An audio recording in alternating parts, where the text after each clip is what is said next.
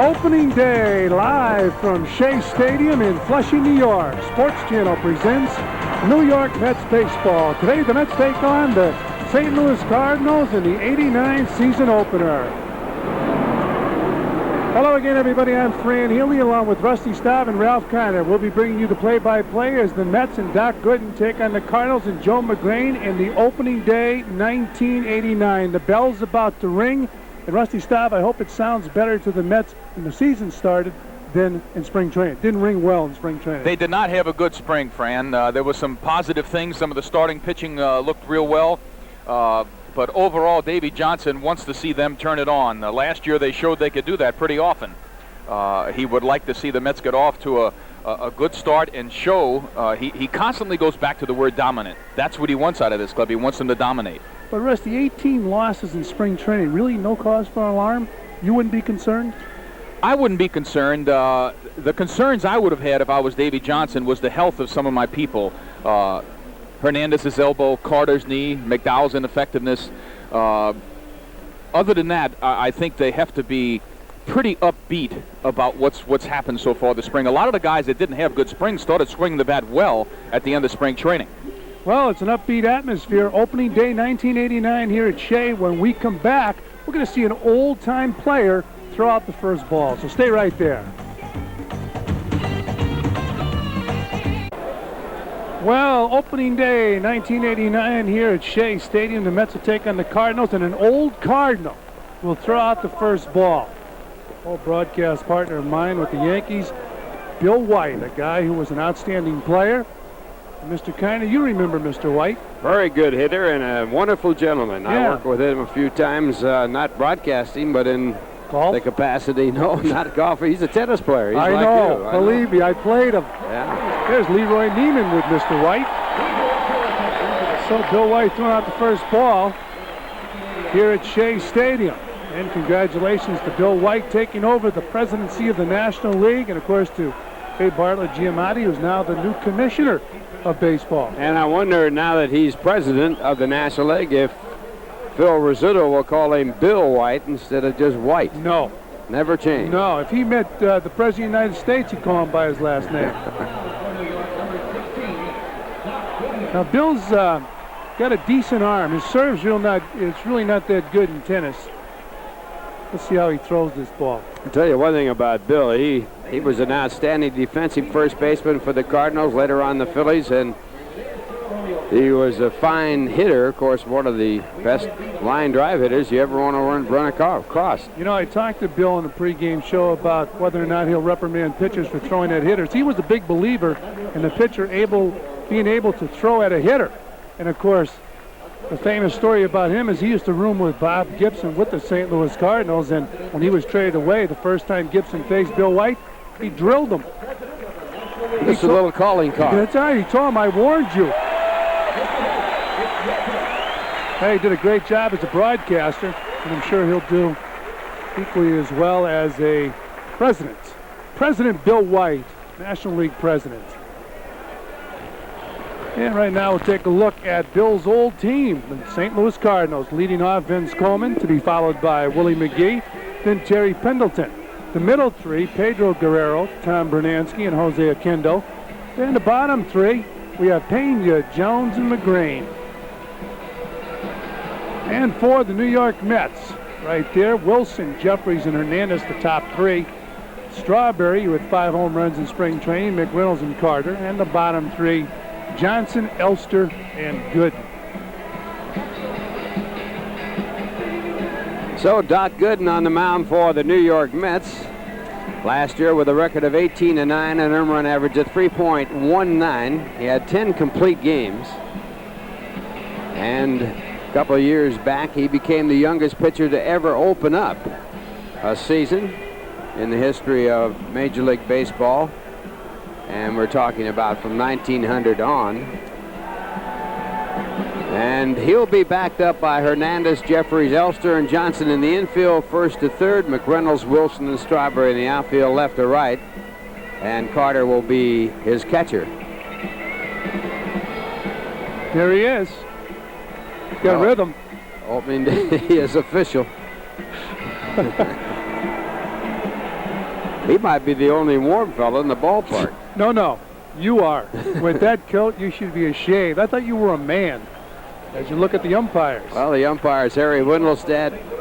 He'll be calling the balls and strikes. Ed Montague at first base, Randy Marsh at second base, and the umpire at third is Gary Darling. So we're about underway here, Fran. Another opening day, number 28 for the New York Mets. So opening day, and as you say, Ralph, here's the first pitch. The 89 Mets are on their way.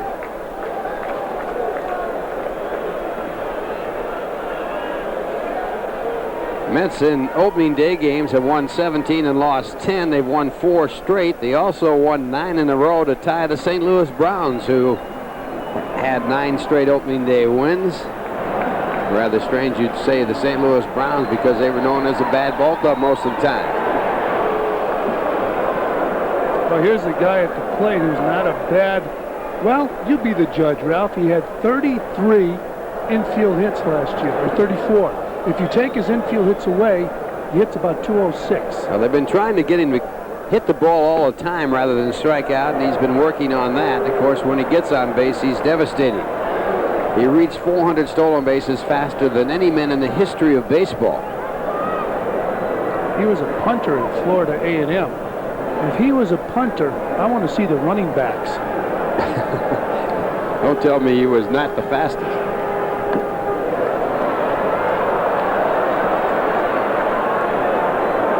Coleman hit 260 last year with 81 stolen bases. So Gooden behind on the count 3-0 and in jeopardy of putting the best base stealer in the National League on base last year. He had 81 stolen bases.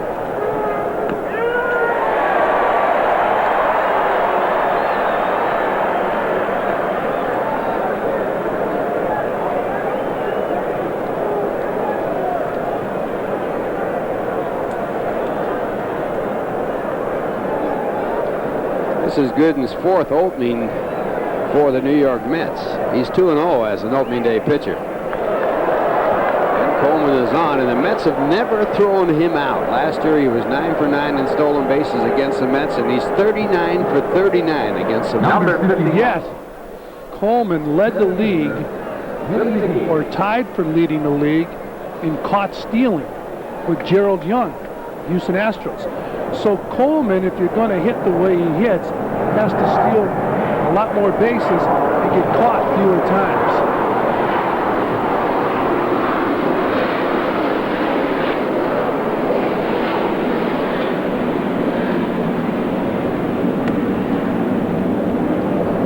Willie McGee, .320 career average in day games, and last year he batted at .292.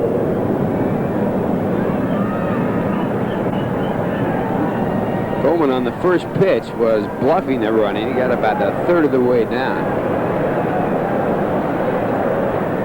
Keep in mind, Gary Carter did not throw well last year. In fact, Gary threw poorly. He did not catch very often in spring training. Also keep in mind that Gooden is not known for a good move to first. He has that long delivery to the plate. He does move over to first fairly quickly. But in getting the power that he has behind his pitches, he takes an awful long time to get the ball to the plate.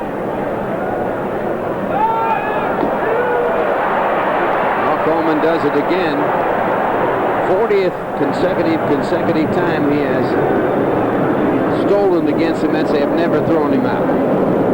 Well, you're going to have trouble throwing runners out with Doc pitching. Watch Doc's arm. It goes down and around and up and over, and it's a power pitcher's throw to the plate. Coleman with good speed makes it easy to second base. One of the reasons Ronnie Darling has such a great move to first base, he has quick feet. He also takes the ball out of the glove and brings it up by the ear like a catcher. The doctor doesn't do it because he's a power pitcher, and you can't have him fooling around with his delivery. And McGee fouls off the fastball. Threat of rain certainly in the forecast, and right now it's not raining, and the field is very slow in the outfield but very good in the infield. The crowd has been cut down by the bad weather. As you can see, it was a complete sellout going into the game. 1-2 the count is Willie McGee. hits with Coleman at second. Coleman also a threat to steal third. Almost gets away from Carter. Watch the Doc's arm when it comes out of his glove. He brings that arm down, all the ways up, and gets on top of the fastball. That's why he throws. That's why he's a power pitcher. Rarely does a power pitcher have a good move to first base because of the way the arm comes out of the glove. Sandy Koufax had a terrible move. There it is. Very few of your real hard-throwing pitchers do have a good move because they use so much leg action in their drive to the plate. It takes them that little extra time to get that power behind the pitch. Nolan Ryan, another guy. You just have to really assume the base runner, if he has good speed, is going to steal the base. And now 2 walks in a row, which is very uncharacteristic of Doc Gooden, who has fine control for a hard-throwing pitcher. And the Cardinals have runners at first and second with no one out, and Terry Pendleton coming up. There's a great story about Lou Brock, the all-time stolen base leader. Lou Brock one time against Sandy Koufax stole first, stole second, and then third, and then the next time he came up, Koufax, who was never really noted for throwing at batters, drilled him. He says, "You're making a joke out of this." He says, "I know I can't hold you on and we can't get you out, but to steal 2 bases is too much." Pitchers do take that seriously. You want to know who takes it more serious? The catcher. Well, the catcher's reputation is at stake. You got to believe that. And Pendleton takes, and it's ball 1. Pendleton hit .253 in 110 games last year with 6 home runs. And he was hurt most of the year. Hamstring muscles first, and then he had a knee operation. And again, first base, Willie McGee, I'm told by members of the Cardinal traveling party that he said he feels like he's going to get a hamstring pull, so he might not be aggressive on the base paths. There's a strike call, so it's 1-1.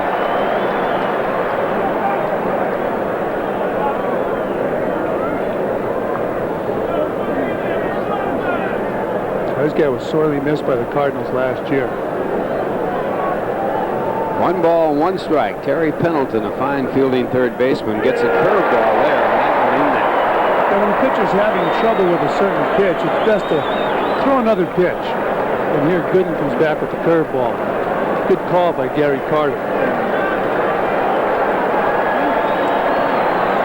The Cardinals live and die with a stolen base. 7 times they have had 200 or more stolen bases. There's another good breaking ball. So the first out of the ball game after 2 walks, it's a strikeout. Oh, look like Jerry Pendleton still sitting on that fastball, gets the good curveball, a good breaking curveball from the doctor. That'll bring up Pedro Guerrero. Guerrero batted .286 last year with 10 home runs, 65 RBIs, acquired by the Cardinals for John Tudor during the regular season last year.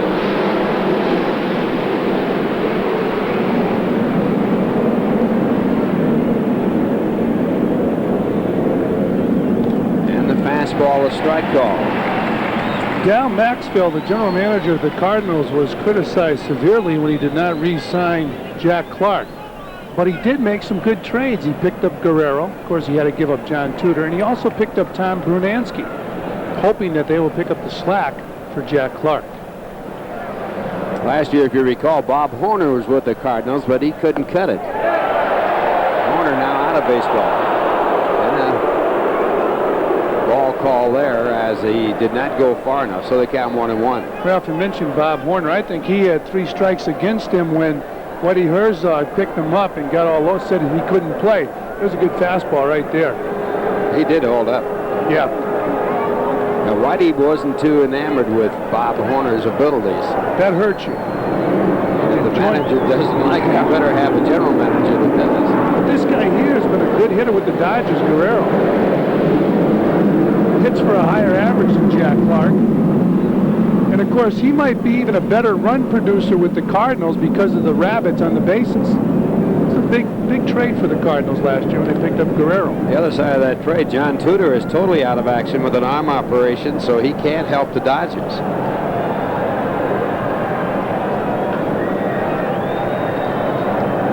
Guerrero, 307 lifetime batter with 176 home runs.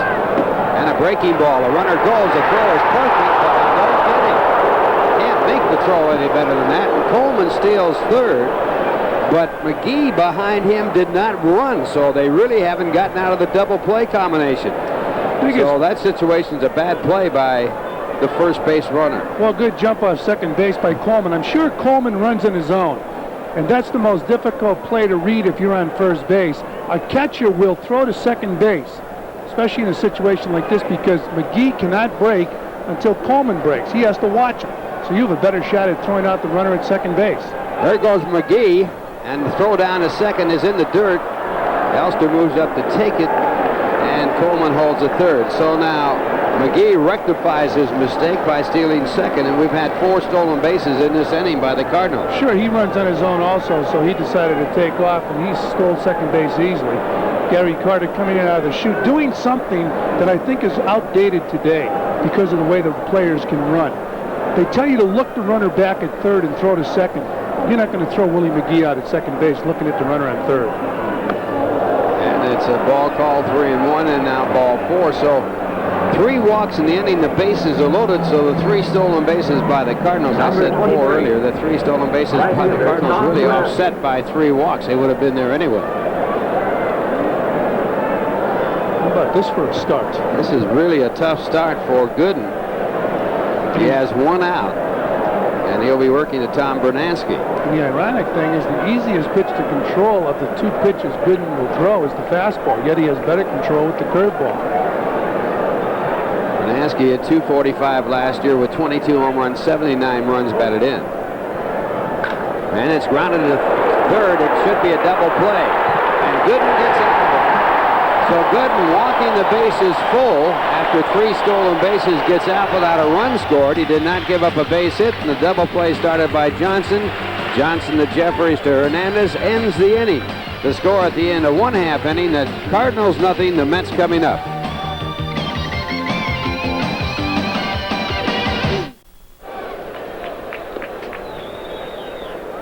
Joe Magraine on the mound, and there are his stats. And Joe with a 5-9 record. How about that ERA? 2.18. Lowest in the National League last year. He set a record for the lowest amount of wins for leading the league in earned run average. He had a total of 6 wins. And his defense, Guerrero, Jones, Oquendo, and Pendleton in the infield, first to third. Coleman, McGee, and Bernansky in the outfield with Phenia behind the plate.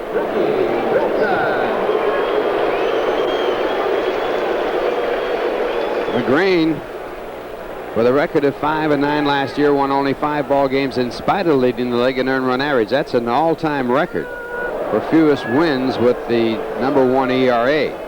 The old record was held by a former Cardinal pitcher,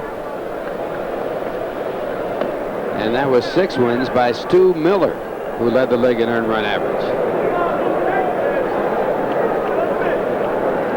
That was back in 1958.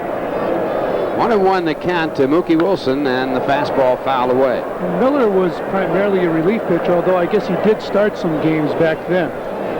He had the greatest change of pace I ever saw in my life. Do you know he didn't make his high school baseball team, Northampton, Massachusetts? Couldn't throw hard enough. That's right. Imagine that. He threw at about 60 miles an hour.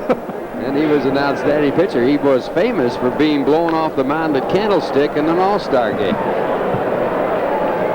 He wasn't that big either. No, and you know, it's funny because you look at Joe Magraine, he's about 6'5", 6'6", yet he's not a strikeout pitcher. The most he's ever struck out in one game, 7. Joe Magraine, victim of one of the great practical jokes that was pulled off by Tom Bernansky of the Cardinals. They sent Magraine a wire and said that he was going to be used for the cover of GQ magazine, and they asked him if he'd model some clothes, and they put winter clothes on him in a hot day in St. Louis, about 110-degree day. He was out there with a photographer, and pictures were taken, and it was all a hoax. And this ball fouled off. He then got a wire again, and on the wire it says, "Roses are red, violets are blue. You've been had by your teammates. There is no GQ." That was Ozzie Smith and Tom Bernansky who did it. But he did make the cover of GQ this year, and it really was a result of the fact that that was the story that was publicized around the country. GQ gets a look at that coat you have on. I'll make the cover. You'll never be on that cover. Yeah, but I'll be warm.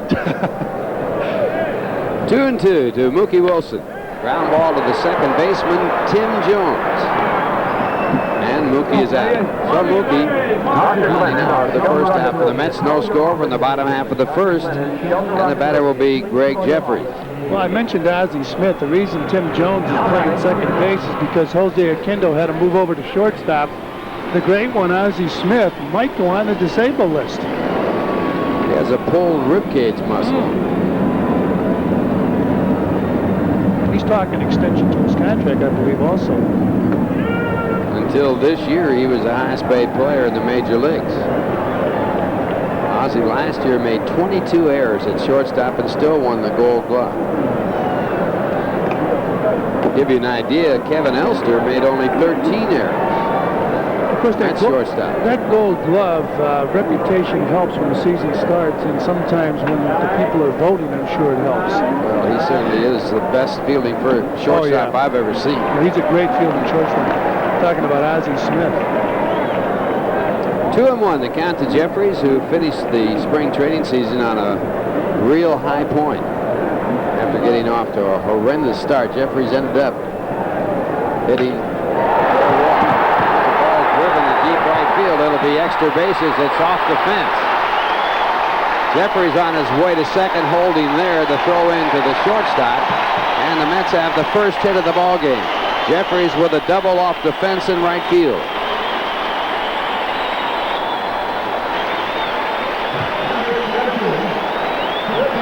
Strong hands, Gregg Jeffries. That ball looked like he'd get in on him.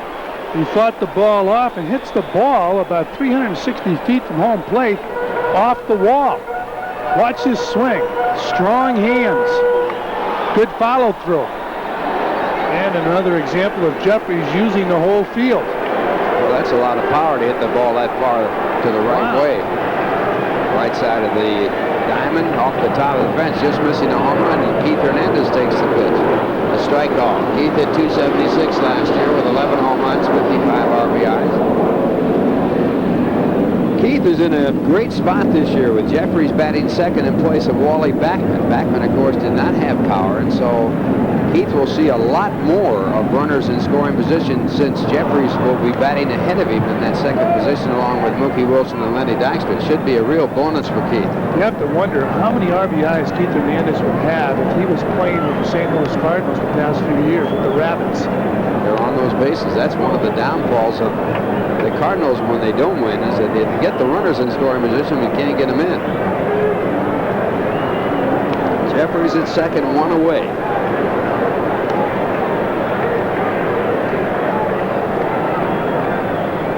Ground ball to the shortstop. Jeffries will go to third as Aquindo plays it over to first for the out. And now a two-man out. Mets with a runner at third, and Darryl Strawberry being greeted as he comes to the plate.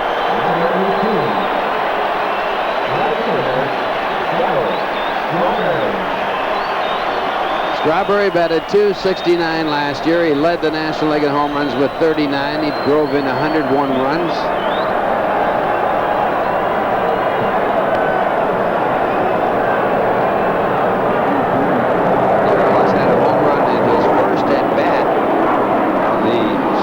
From the start of the season, his last 3 years.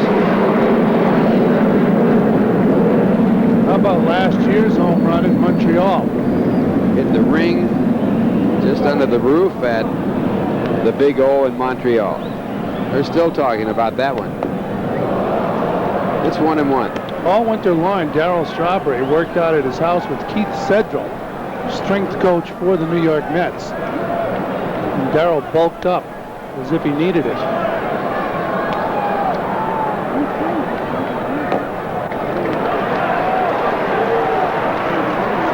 I've never really agreed with weightlifting for a baseball player as a hitter. Baseball is not a strength game. It's a game of speed of bat. I agree, but a lot of guys seem to be doing it today. Everybody's doing it. Yeah. Of course, the players today are in better shape than when you played. Wouldn't you say? No. What do you mean, no? I wouldn't agree with you in 100 years. Here's the 2-1 pitch. And the ground ball off the glove of Guerrero at first, and the Mets score as Jeffries comes in from third, Strawberry to second.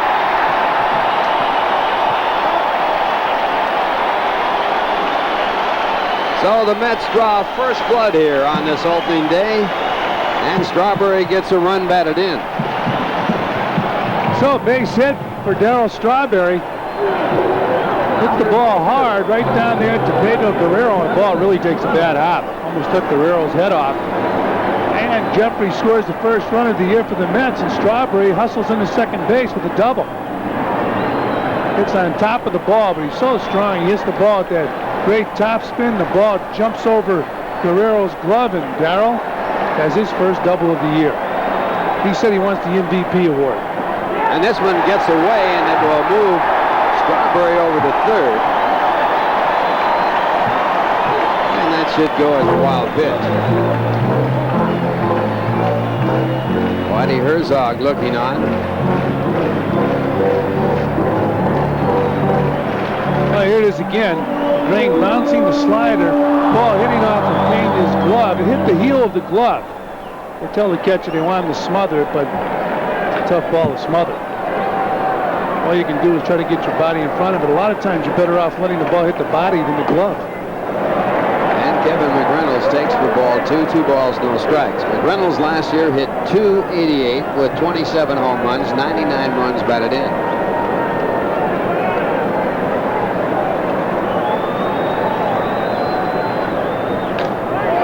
it's out to left center field. Coming hard is McGee, and it drops in for a base hit. Strawberry scores, and the Mets lead it by a score of 2-0.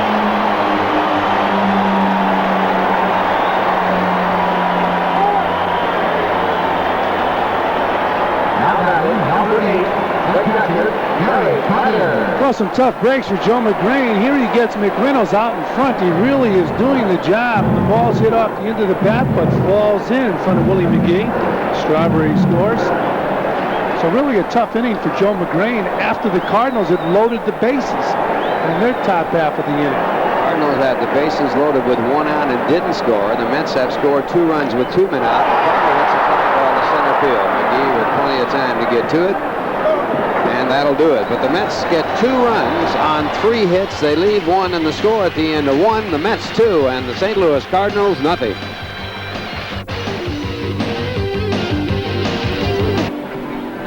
Well, the Mets leading by a score of 2-0 as we go to the top of the second inning. He's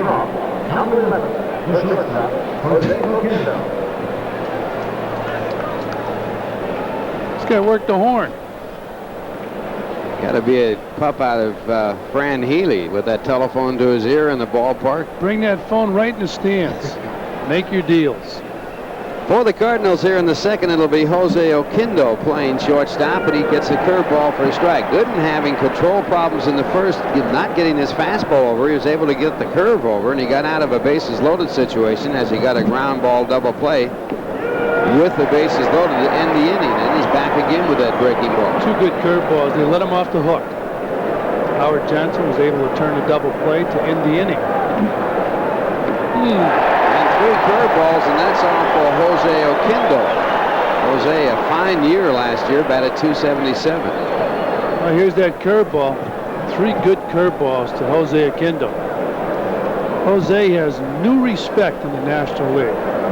They have more respect for Jose Oquendo than they ever had before, and he did a great job with the Cardinals last year. Played second base most of the time, also filled in at short, the outfield, and as a matter of fact, he has now played all 9 positions. He also pitched last year, and Oquendo was the first pitcher in 20 years to record a decision. He was on the losing side of a ball game. Last to do it was Rocky Colavito before Oquendo did it last year.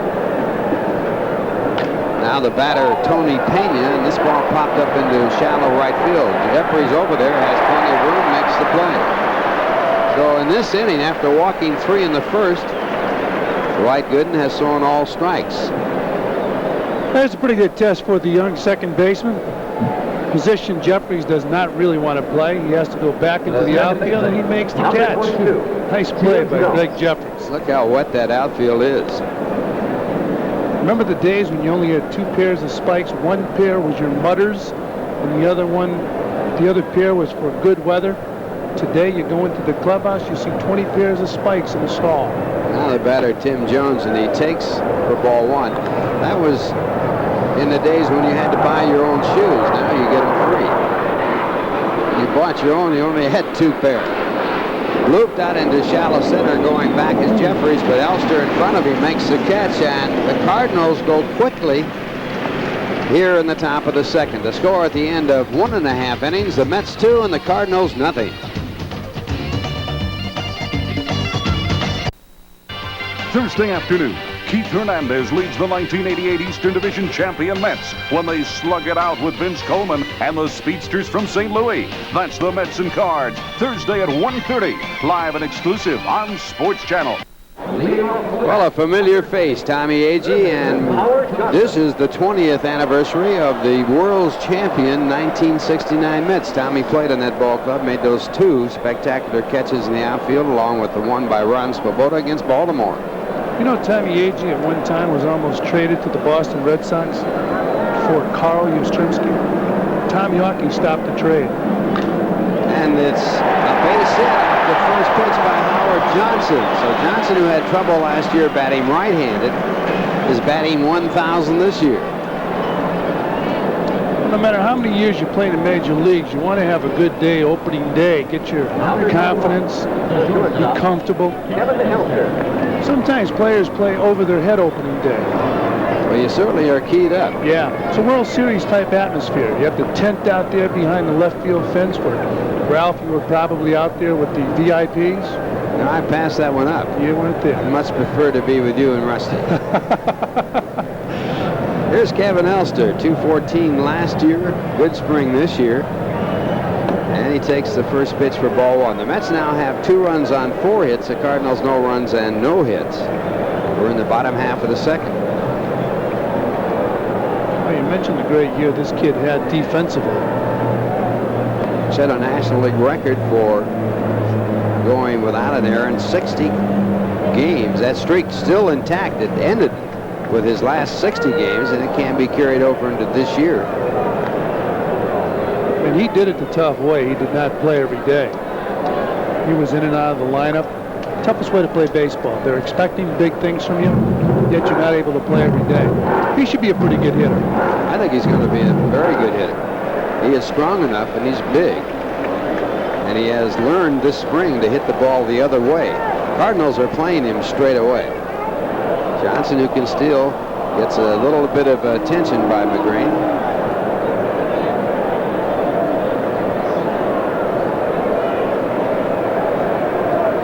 So the defense set up straight away against Kevin Elster, who was really just a pull hitter last year.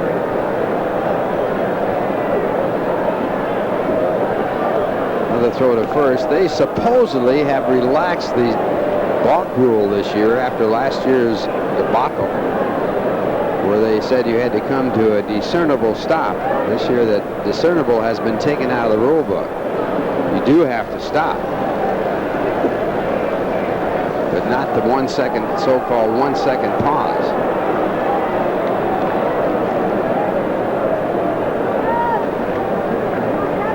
Mets leading 2-0, no one out. We're in the bottom half of the second. Mets like to use the hit and run play in this situation. Ground ball in the hole and a base hit. So Kevin Elster picks up a base hit, moving Howard Johnson down to second, and now runners at first and second with no one out. Number 16. Joe Magraine throws the ball inside, the breaking ball, and Elster hits the ball in the hole. Would you say the first hit of the year is always the most difficult, Ralph? That's the one you look for. There's the swing. Kevin Elster is hanging back a little bit better than last year on the pitch. Even though you get a C&I base hit, that can loosen you up. That brings up Doc Gooden, who's a fine hitting pitcher. But he's in a bunny situation here. The Cardinals already moving in anticipation of the sacrifice attempt. Gooden was 16 hits last year. He had 1 home run and he drove in 9. Time for the league lead for RBIs by a pitcher. Bunted hard. The first baseman Guerrero goes to third for the forced play, so Gooden fails to sacrifice, and the Cardinals pick up an out.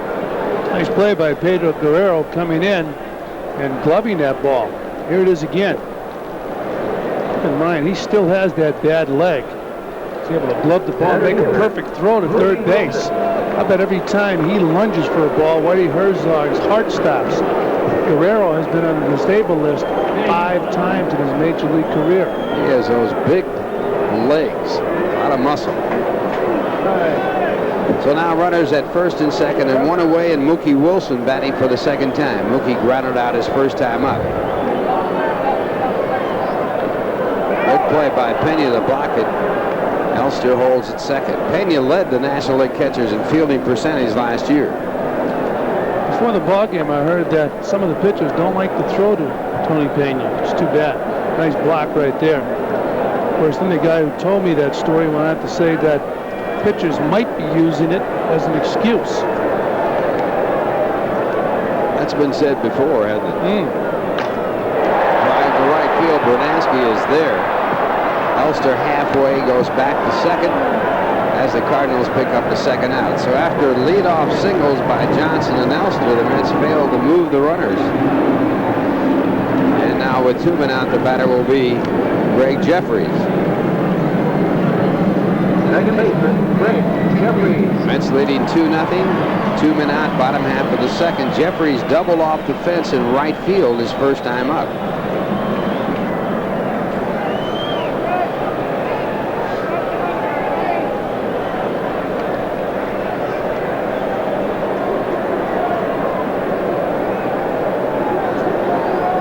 Jeffries joined the Mets just prior to September 1st and hit .321 last year. And he was the spark that got the Mets going again. Really struggled early in spring training, and you could tell he was concerned about it. Then he loosened up after he got a couple hits, and he finished spring training in a strong fashion. Hit in 6 of his last 7 games. 2 balls, no strikes. The Cardinals did not win a game here at Shea Stadium last year. The Mets beat them 14 times, 9 times here at Shea.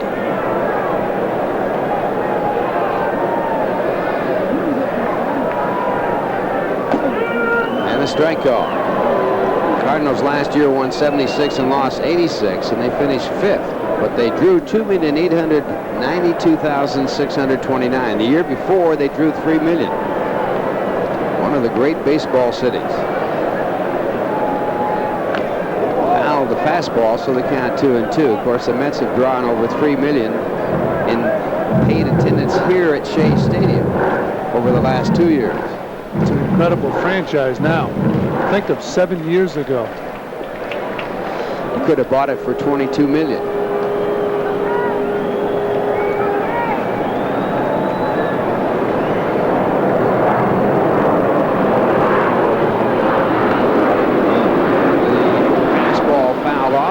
Remains 2-2. We haven't seen Jeffries swing at too many bad balls or look bad swinging the bat. Right here, ball way inside. Ball was by him. He was lucky to get the bat on that ball and foul it off. It's pretty good contact.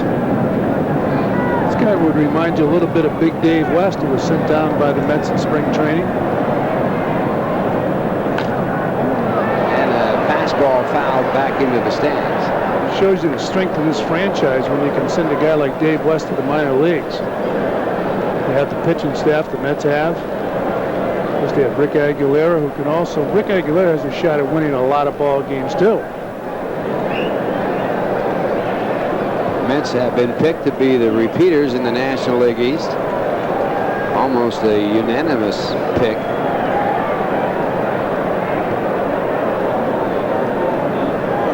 And everybody focuses on their pitching staff right now. Tony Phenia going out to talk to McReynolds. Last year the Mets won 100 and lost 60. They had 2 games that they did not play because of the weather. Their all-time record, 108 victories back in 1986. Cardinals have won in the odd years, 1987, 1985.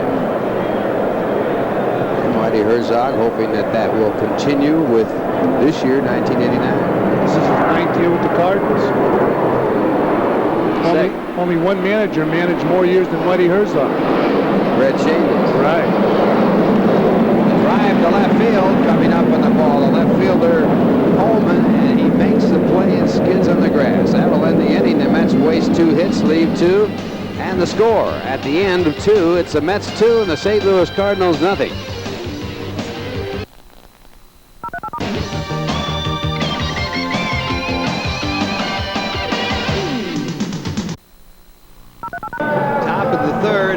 Leading by a score of 2-0. Dwight Gooden on the mound for the Mets.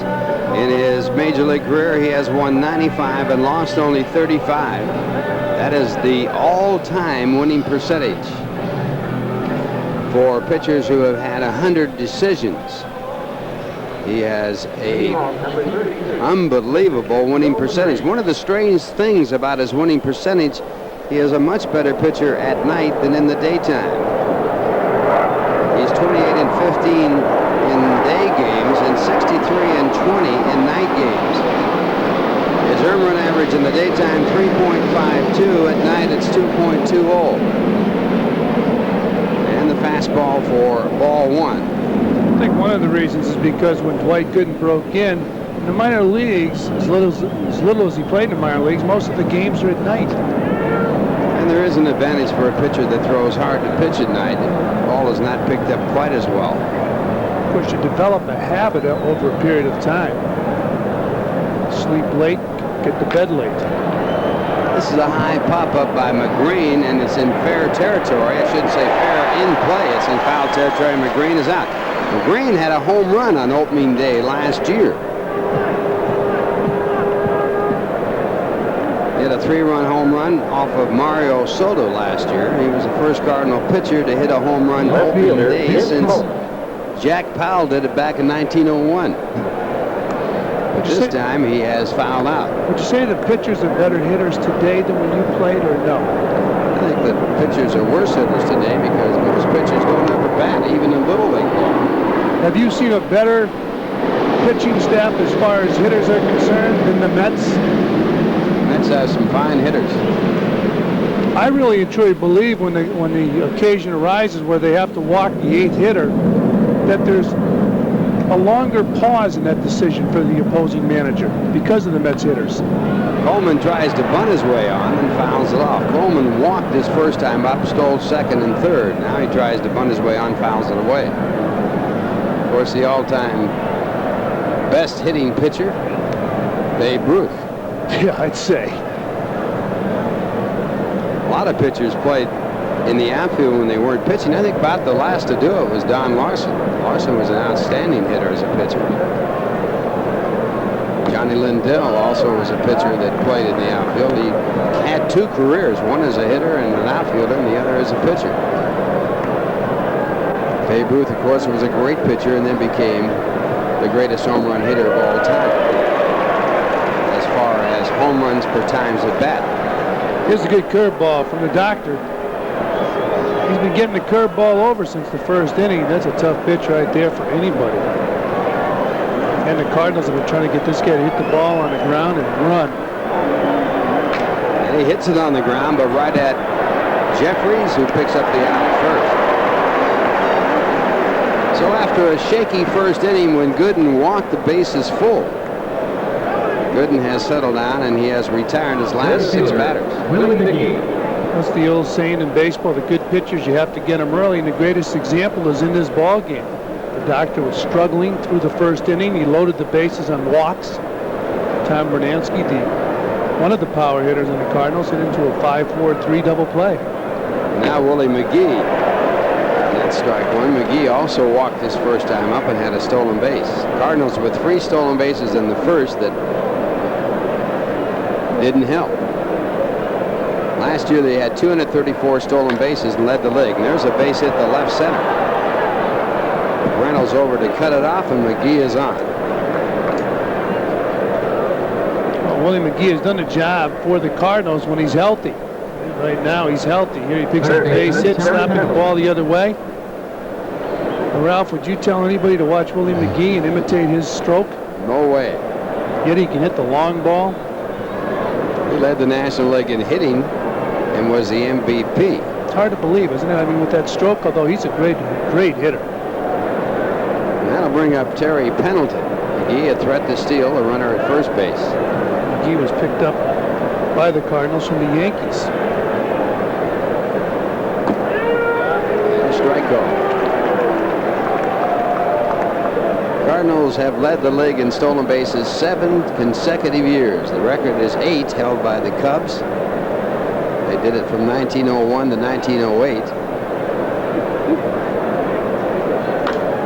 And the fastball fouled off. So it's strike 2. You'd have to think the Cardinals will lead the league in stolen bases again this year. Yeah, they can run.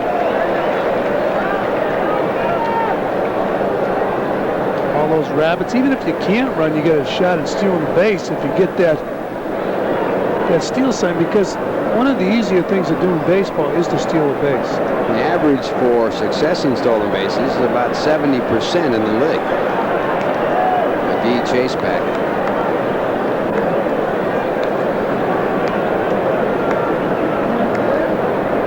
Looks like Terry Pendleton was struck by a pitch in the forearm. Now he's protecting that area. With that padding there.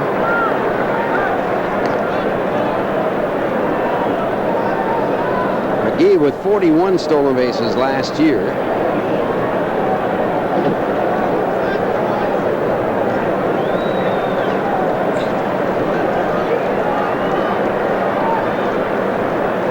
And a pitch out, but nothing on. So they count 1-2. It's funny, when the catcher calls the pitch out, he has kind of a guilty conscience because it's self-serving. You know you're trying to get the ball in time to throw the runner out at second base. If it comes from the dugout, it's a lot easier for the catcher to call. Up through the middle and a base hit. Pendleton with a single. McGee's going to go to third. Mookie fields it and runs in with the ball to hold Pendleton at first. And the Cardinals again threaten runners at first and third with 2 men out. Mets leading 2-0. Terry Pendleton doing the job, and once again the Cardinals have good speed on the bases. Pendleton hitting the ball right back up the middle. And Willie McGee hustling to third base, so obviously that concern about his hamstring is no longer a concern. His father is an ordained minister, and he blesses and puts oil on McGee's feet before every season starts. Have you ever seen it done? No, I haven't. Now Pedro Guerrero, the batter. Pedro walked his first time up. And he gets a curveball for ball 1. You know, talking about that pitch out before, I'd have to say that the Cardinals have probably pitched out against more than any other team in baseball because of their history of running. Every team Whitey Herzog has managed since he managed the Kansas City Royals has been a running ball club. Ball to right center. Strawberry looking, and it's going to go. It is gone. Goodbye. 3-run home run by Pedro Guerrero, and the Cardinals take the lead 3-2.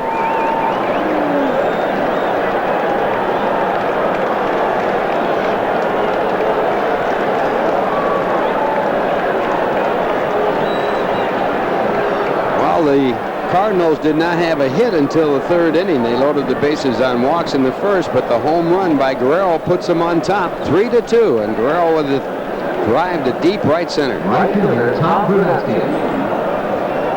Boy, talk about a silencer. This brought silence to Shea Stadium. Fastball out over the plate, and Guerrero knew it was gone. So did Strawberry. Watch him stop. Guerrero was Cadillacing right out of the batter's box. Now the batter is Tom Brunetsky, and he takes a fastball for strike 1.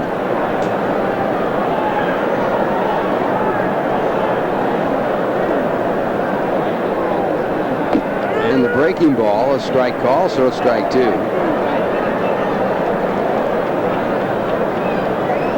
Guerrero hit only 10 home runs with the Dodgers and Cardinals last year. But here here he starts off with a big one as he puts the Cardinals on top 3-2 with a 3-run home run. He hurt that right leg again in spring training. That fastball for a ball, 2-2. If Guerrero returns to his old form, Ralph, would you say he would be more productive as a Cardinal than Jack Clark? I think so. I do too. Fastball fouled back, so the count stays at 2-2. Guerrero, of course, has been an outstanding batter over his major league career. He fell into disfavor with the Dodgers because of his attitude, but I guess if you can hit like that, you can have any attitude you want. Now, Tom Bernansky was picked up to fill the shoes of Jack Clark, but I don't know if Tom is the type of player that can fill those shoes. I would say Pedro Guerrero is that type of player. And this ball is popped up in the shallow left field. Elster going back. McReynolds runs him off the play, and that'll do it. But the Cardinals score 3 runs on 3 hits, all with 2 men out. And the score at the end of 2.5 innings, the Cardinals swing and the New York Mets 2. Well, first of all, how about Pedro Guerrero? A 3-run home run. He went into that home run trot. One of the LA Times writers, Scott Ostler, said, "I love Pedro Guerrero's home run trot, but not on ground balls to short." Well, he had it down when he hit that ball off the doctor. Back to Pete Rose. That's a tough situation there. Of course, no decision has been rendered by the Commissioner of Baseball regarding Pete Rose and his gambling, so-called gambling activities. As we take a look at Keith Hernandez batting, with the Mets trading for the first time this year in regular season play. They're losing by a score of 3-2, and Keith fouls off a fastball. You know, ironically, back in about 1869, the first major league team was the Cincinnati Red Stockings. A couple of the Wright brothers started that team, and they used to draw very well, and then in 1875 they had trouble because of gambling. It lost its popularity.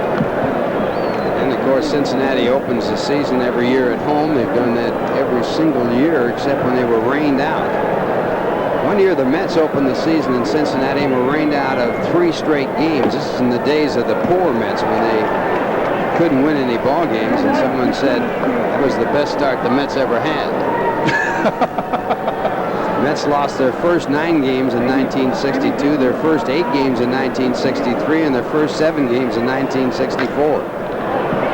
Topped out to the first base side. Guerrero has some difficulty getting together with his pitcher, but finally they do get together, and Keith Hernandez is out. Pedro Guerrero now limping. Boy, every time he makes a move, it looked like he was wrong-footed here. McReynolds unable to get it. Guerrero had to go back, putting weight on those legs. And they get Hernandez at first, but Guerrero limping. One wrong move, and the Cardinals can end the season with Guerrero. Uh-oh. He's really favoring the leg. That'll bring up Darryl Strawberry. Darryl drove in a run with a double his first time up off the glove of Guerrero. That drove in Jeffries, who had doubled off the wall and right. Mets took the lead 2-0 in the first, but the Cardinals getting the lead with 3 runs in the top of the third. 1 out now here in the bottom of the third. And a drive to right field for Strawberry is now 2 for 2. Boy, he really wound that leg up on that one. Boy, he hits the hardest singles in the game. He just smoked that ball into right field. Darryl Strawberry was upset he did not win the MVP award last year, although he realizes he would not be a clear-cut winner. He wants it this year. Look at that leg. He kicks it up, puts it down in a hurry, and good bat speed. Towards the end of spring training, he didn't have good bat speed. Well, the cooler weather really helps you out when you get up here at the start of the season, something you look forward to. Now Kevin McReynolds a batter. Kevin singled his first time up to drive in a run. He fouls off the first pitch, strike 1. Now Darryl Strawberry, well, he has the potential to steal a base, and the gentleman with the ball on the mound has the potential to balk. Joe Magraine had 6 balks called on him last year. He was 6th in the league.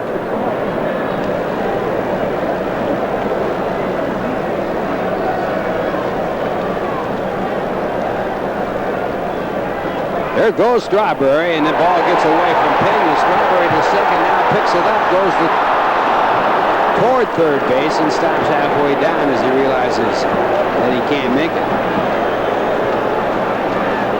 Sometimes when you catch and you become over-anxious when you see the runner break, and here's the case, I think, where Phenia was over-anxious, although you're seeing Strawberry steal second base easily. He really didn't look while he was running because it's a stolen base situation. On the hit and run, he'd be looking in to see what's going on behind home plate.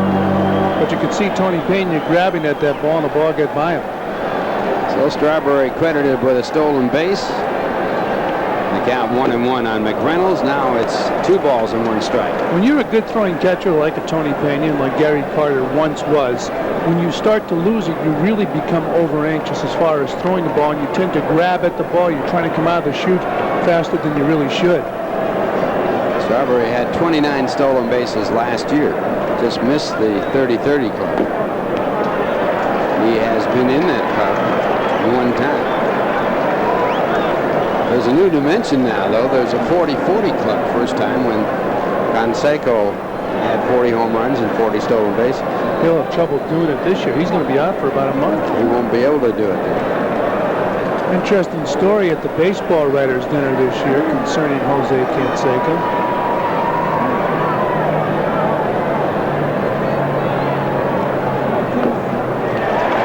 McReynolds works out a walk that puts runners at first and second for Gary Carter. Everybody had been talking all year about the 40-40 club of Jose Canseco. At the baseball writers' dinner, when Mickey Mantle got up to receive an award, he said, if I knew there was going to be this much excitement about the 40-40 club, he said, I'd have done it a few times while I was playing. Well, he had the ability to do it. Yeah. Carter flying out to center field to end the inning in the first inning. Batting now for the second time with the time run at second, the go-ahead run at first. 1 ball, no strikes. Carter with 11 home runs last year, 46 runs batted in, hit .242.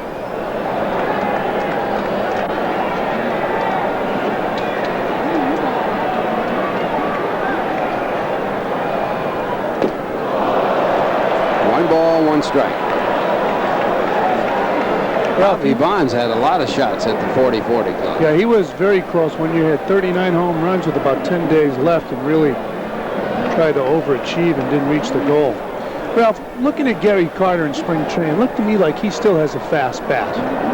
Would you say it's more confidence than his ability being tarnished? That's a hard question to answer because you really don't know what's going through Carter's head. When you get older as a power type hitter, you find that you don't quite get around as much in the fastball. You don't get around as fast, and you wonder when that time comes. But it seems like he still has a fast bat. Just like you said, you don't know what's going on in the mind. Strawberry off to third, and he is there. So Darryl Strawberry with another stolen base, and the Mets using some of the attack that the Cardinals normally use. Well, Darryl said he's going to have a better year this year. And he's off and running, literally. Second stolen base, pretty good throw by Phenia. That's a big stolen base because now the Mets can score the tying run without having a base hit. Holding at first on the play was Kevin McReynolds. And of course the wild pitch is always a possibility. 3-1 the count.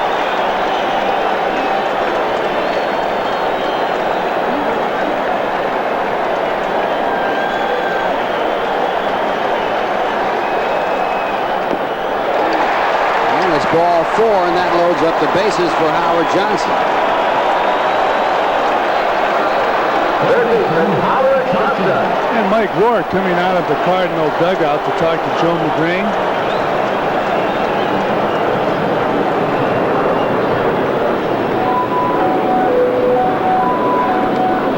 There's a mechanical problem the pitcher's experiencing. It has to come from the pitching coach. The catcher's too busy calling a game and catching a ball and throwing the ball to focus on a pitcher's mechanics. Some of the more interesting things are said on the mound by a catcher to a pitcher. The pitcher's expecting the catcher to be enlightening Not much you can say. I think the most overused line on the mound is "get on top." Sort of goes with the territory. That's Yeah. the first thing anybody says. You're not getting on top. Yeah, when you're in doubt, get on top. How do you tell an underarm pitcher to get on You got top? to do it. You got to come out there strong, and you got to say it like you really believe it. Imagine telling Terry Leach to get on top.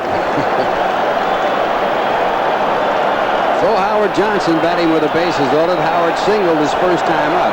1 man away. And it's a drive down the left field line. A base hit. 2 runs will score. Strawberry comes in from third. McReynolds from second. And the Mets regain the lead by a score of 4-3 as Johnson gets his second hit of the ball game.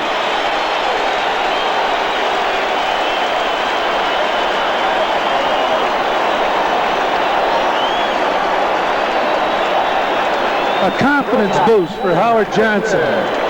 All winter, all spring, you heard his name thrown around in trade talks. Here's his second hit of the game and 2 RBIs. So he's 2 for 2 and 2 RBIs. And the Mets have the lead. So it's 4-3. The Mets, their 7th base hit, and it brings up Kevin Elster, who also singled his first time up.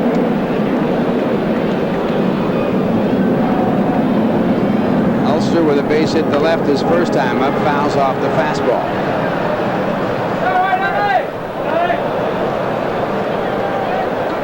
Be interesting to see how many more years Howard Johnson ends up playing with the Mets.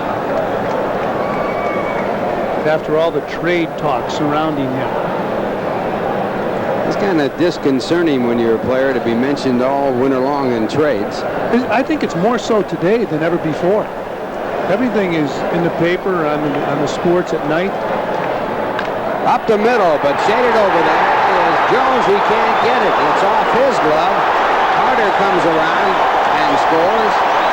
And the Mets lead it by a score of 5-3 as Elster gets his second hit of the game and a run batted in.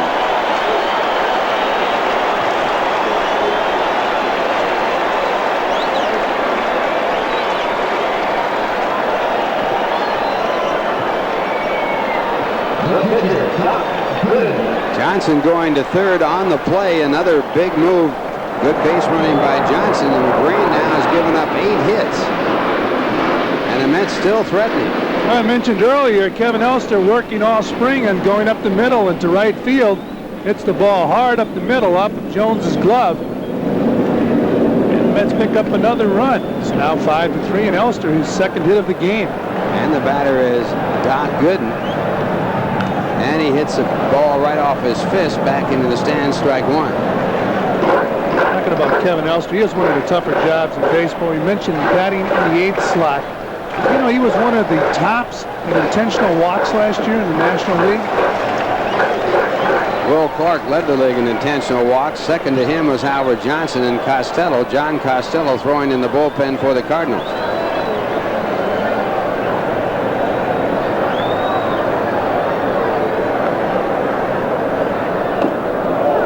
Gets away as Gooden skips over it. 1 ball, 1 strike. Gooden drove in 9 runs last year, and that tied him for the National League lead in RBIs. Also the Major League lead for RBIs by a pitcher.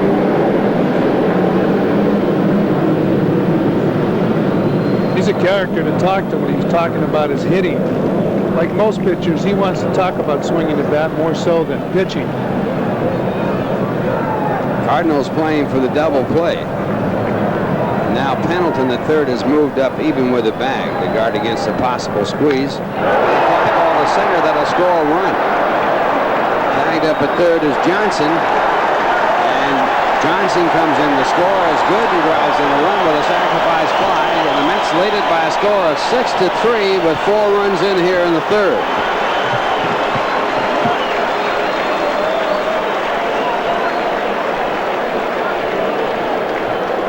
Well, the doctor getting the job done. Like a 4th slot hitter, hitting a fly ball to center field. And just like a 4th slot hitter, he's looking over at Howard Johnson as Johnson hustles home with the 6th run for the Mets. Did you see the doctor down at first base staring at Howard Johnson? That's how you used to do it. Gotta get in there. Now the runner goes. The pitch is missed by Mookie Wilson. The throw to second is in time. that will end the inning. Elster thrown out by Phenia on a fine throw, but the Mets score 4 runs in the inning on 3 hits. They leave none in the score at the end of 3. As Rusty Staub joins Fran Healy, the New York Mets 6 and the St. Louis Cardinals 3. Well, this copyrighted telecast is presented by authority of the New York Mets and is intended for the private, non-commercial use of our audience. Any publication, reproduction, retransmission, or other use of the pictures, descriptions, and accounts of this game without the express written consent of the Mets, Sterling Doubleday Enterprises Limited Partnership, and Sports Channel is prohibited. The only place you can see this as a repeat is at Rusty's Restaurant. 47th and 5th. Jose Aquindo will probably be there tonight. First pitch. The doctor to Jose Aquindo up high. Ball 1. Mr. Staub, we welcome you as a everyday partner to the Sports Channel broadcast team. Thanks, Fran. It's great to be here, really. It's easier to hit up here, isn't it? It is definitely easier to hit in the booth. Well, I tell you. Oh. Them slicing sliders and those hooking curves, they don't mean anything up here. There's a fastball for a strike, 2-1. What about Aquindo? The evolution of Aquindo into quite a player after he left the Mets. When Aquindo left the Mets, he was still quite young. Had a chance to develop, mature a little bit, gain a little body strength, upper body strength particularly, and he worked hard. And I think under the influence of Whitey Herzog, Whitey gave him confidence. Something he lacked when he was with the Mets. Absolute. 2-2 pitch. Aquindo hits on top of it. Hernandez ranges far to his right to Gooden. Scored 3-1, 1 down. Hernandez plays first base like a shortstop plays shortstop. Well, whatever Ozzie Smith is the shortstop, Hernandez certainly is the first base. You see how he's running at the pitcher? When you run at the pitcher and toss it like that, you make the good play. Now he's going to get his momentum going. This makes you make a good throw all the time, and it makes it real easy for the pitcher covering first base to see the ball and tag the base. He's done it so many times. 11 gold gloves. 1 out. And the batter now, Tony Pena, who's over 1. He popped to second base his first time up. They could have filmed that for the spring training film. That's right.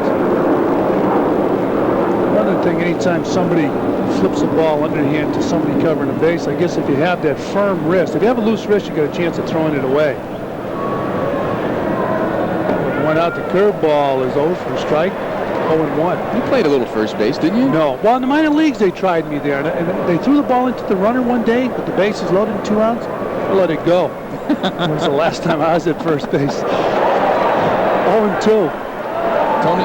Tony Pena, when he walks out of the dressing room, he's going to be hacking. Now check this one out. I mean, that ball is way up in his eyes, and he knows it. Did you see Whitey Herzog? He dropped his head. Whitey's trying to get him to be a little more disciplined and not go at those high fastballs. Geez, that was a good shot. Whitey was not happy with the swing. 0-2. Up high. 1-2. Trying to get Tony Pena to be more selective as Whitey Herzog. Last year, he walked 33 times and struck out 60. So they're trying to reverse that. That's something that's prevalent on the Cardinals, though. It's the truth, Fran. If you check most of the Cardinals, their strikeouts are so far surpassing their walks, it's amazing. And yet they should be contact hitters. 2-2 on Tony Pena because they have all the rabbits on that team. You got a guy like Vince Coleman who struck out 111 times, walked 49. McGee struck out 84, walked 32. Pendleton struck out 51, walked 21. I mean, it goes right down the line here on most of these guys. 60 for Pena, 33 walks. Now, would it hurt them if you take their aggressiveness away? Controlled aggressiveness is what's necessary. Like that curveball right there, control. And 1 down. Third strikeout for Gooden here. Another good Lord Charles. Pena is fooled by it totally. Pena, he just turns around and look, watch the break. Oh, I have no chance. You could see his hands collapse, too. That was just a matter of whether the umpire called it strike or a ball. He was done. And Tim Jones puts the ball in play right to Jeffries. Scored 4-3, and that'll do it for the Cards here at the top of the 4. We played 3.5 here at Shea. The Mets lead the Cards 6-3.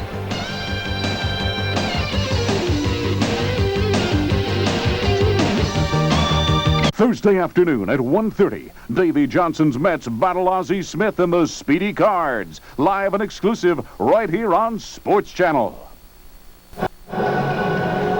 Well, so early in the season, and guess what we got on Wednesday and Thursday, April 5th and 6th, when the Mets play the Cardinals at 1:35 p.m. All fans will receive a full-colored 1989 team calendar featuring all of your favorite Mets. Also included is a special collector's set of 12 1969 World Champion Mets baseball cards, and that's available these 2 days only. Tickets are available at all ticket outlets, Shea Stadium's advanced ticket window, or call 718-507-TIXX for more information. And the Mets at Farmland Dairies are proud to announce the return of the Junior Mets Club. It's open for membership to Mets fans 14 and under. Members receive an exclusive club item, and it features all of the official baseball card collector's album, an official Junior Mets digital sports watch, plus a whole lot more. To join, send $5 plus 2 proofs of purchase from Farmland Dairies. You send that to Junior Mets Club, P.O. Box 4777, Trenton, New Jersey, 08650. Please include your name, address, telephone number, and your age, and allow 4 to 6 weeks for delivery. For information on where Farmland Dairies and all their products are sold, please call 1-800-631-7739.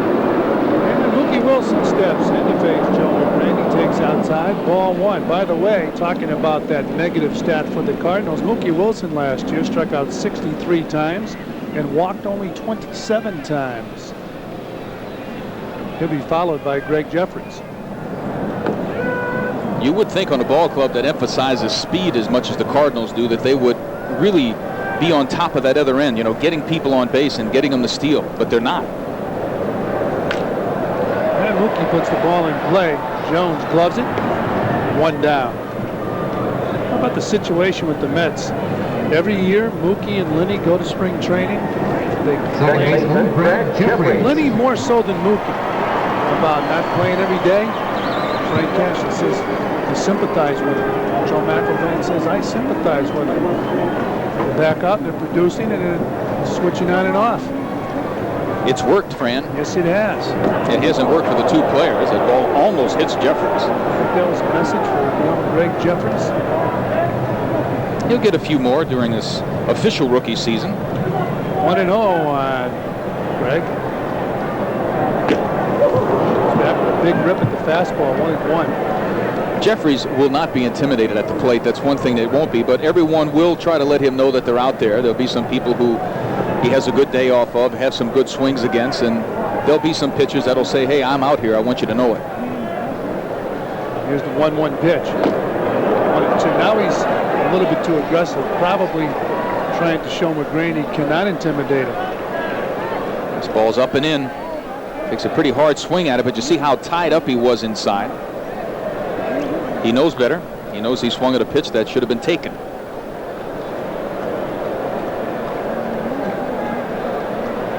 One and 2 on Jeffries, followed by Keith Hernandez. He hit him.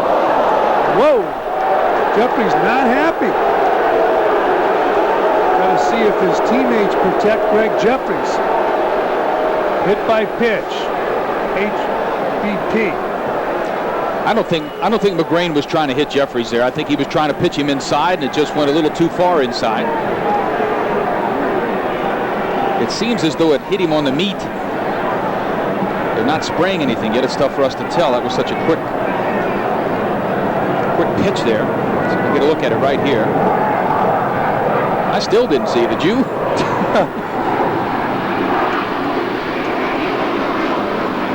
It stung him. There's no doubt about it.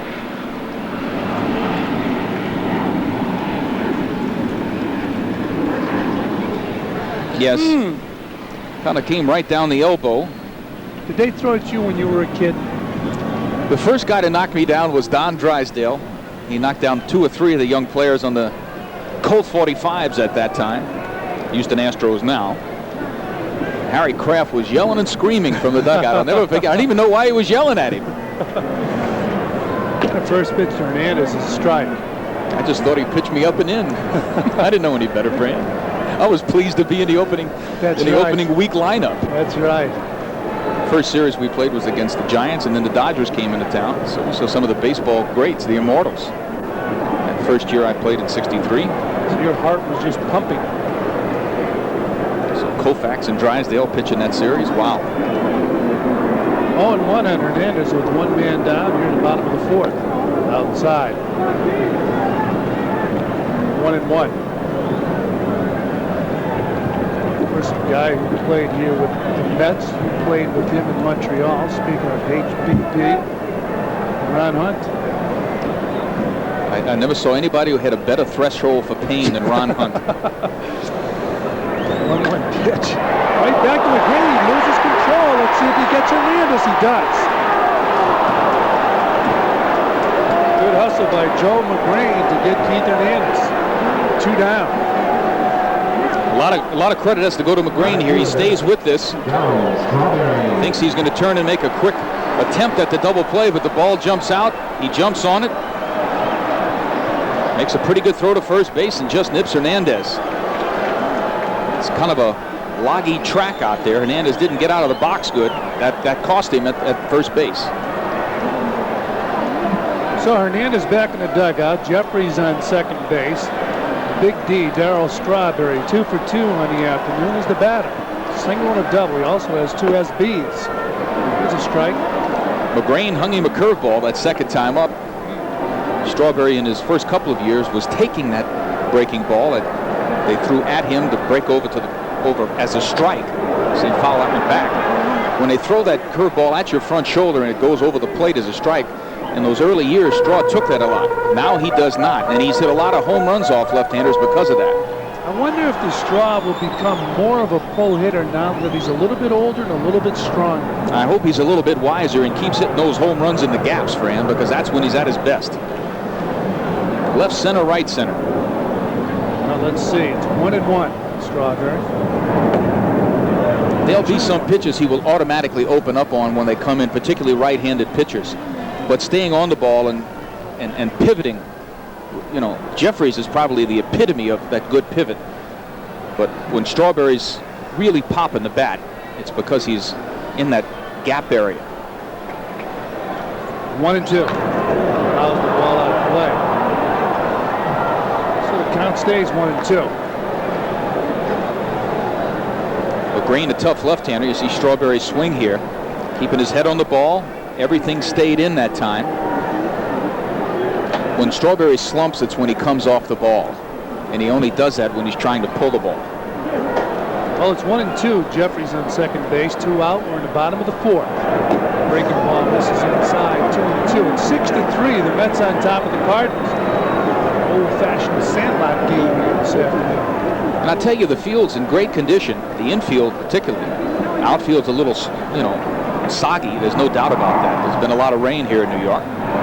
But Pete Flynn and the ground crew, they deserve a lot of credit. Yes, they do. And the 2-2 pitch. He slapped in the left field. Strawberry is 3 for 3 with an RBI. And he's got himself another double. Could this be the year? In the first couple of years of his Major League career, Fran, he wouldn't have touched that ball. He would not have hit it. What we were talking about before, staying in there, is the reason why Strawberry has continued to develop, and I think everybody feels that this could be the year that he busts out. I mean, that's just good hitting. That's a tough pitch, and he hits it right down the left field line. You can see how difficult it is for the outfielders when the ball hits the ground. You don't know whether it's going to stick or not.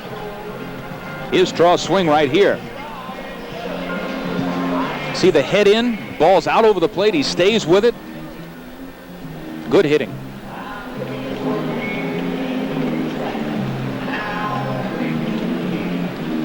Well, so that'll be all for Joe Magraine. John Costello coming in now. And this call to the bullpen is brought to you by New York Telephone, who reminds you that a call can make a difference.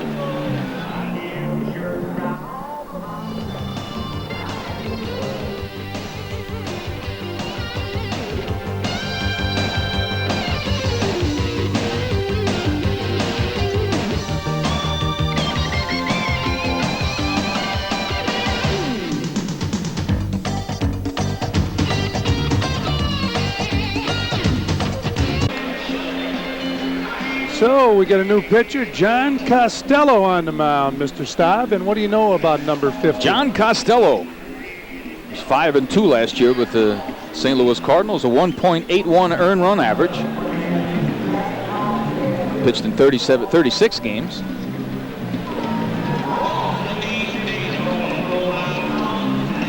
Cardinals really struggling with the pitching staff. They feel that's their weakest spot right now. That's why I picked them 4th, pal. Did you? Yep. Well, they're hoping for big things from Chris Carpenter. Of course, Greg Matthews is out with an injury. Danny Cox. Joe Magraine is out of this ball game. They're expecting big things from Big Joe Magraine.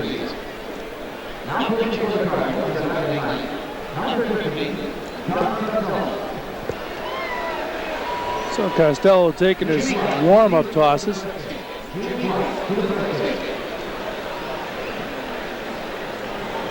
Mets 7, the Cards 3.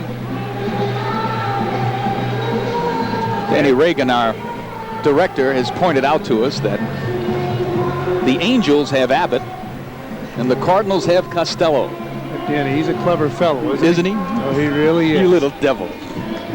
Well, Costello has completed his warm-up tosses, and Kevin McReynolds will be the batter. It's a 7-3 ball game. The Mets on top of the Cardinals. We're in the bottom of the 4th inning, and so far Darryl Strawberry is 3 for 3, 2 RBIs and 2 stolen bases. Not a bad afternoon. Like I said, we're only in the 4th inning. And the quiet man, Kevin McReynolds, 1 for 1.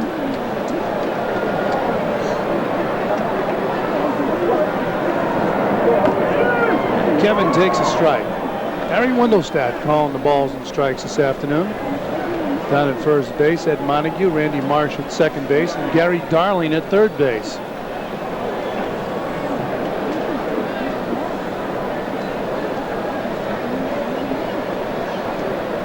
And the 0-1 pitch. Popped out of play. So it's 0-2. Well, we have a nice crowd on hand. As Rusty mentioned, it's rained here in New York all this morning. Stopped around game time because everybody loves opening day. Tell you, the weatherman was right on it. He said it would stop raining around 2 o'clock. It really did start subsiding at that time. Really hasn't even drizzled hardly at all since that time, Fran. And like I said, the field's in pretty good condition. It is wet in the center field. And the ball is popped up, out of play. We just tuned in. The Mets have 7 runs on 9 hits and no errors. The Cardinals 3 runs, 3 hits and no errors. Opening day 1989 for the New York Mets. They have a phenomenal opening day record. In their last 19 opening day games, they've been successful 17 times. There's got to be a story behind that. There is. In fact, it's in great contrast to the first 8 years, Fran, where they didn't win any opening day games. I think it goes along with the talent of the ball club. Although during that late stretch in the stretch in the late 70s and the early 80s when the club wasn't up to par, they did win a lot of ball games. I think the problem early on when they lost all those opening day games and had those teams that couldn't win, I believe Ralph Kiner was the batting instructor. Well, I think the reason why they won so many of them in the row there during that one stretch, the fact that Tommy Seaver was pitching all those opening day games. You got to remember that. George Thomas, he didn't lose too many. Oh, I can imagine. And a 1-2 pitch to McReynolds, fouled out of play. It's amazing. He was the start of the Mets really becoming known for an organization with good pitching. As you look at Bob Murphy and his new broadcast partner, Gary Cohn. That ball almost got him. This is for the Murph, 28 years. Above Mr. Kiner, 28 years.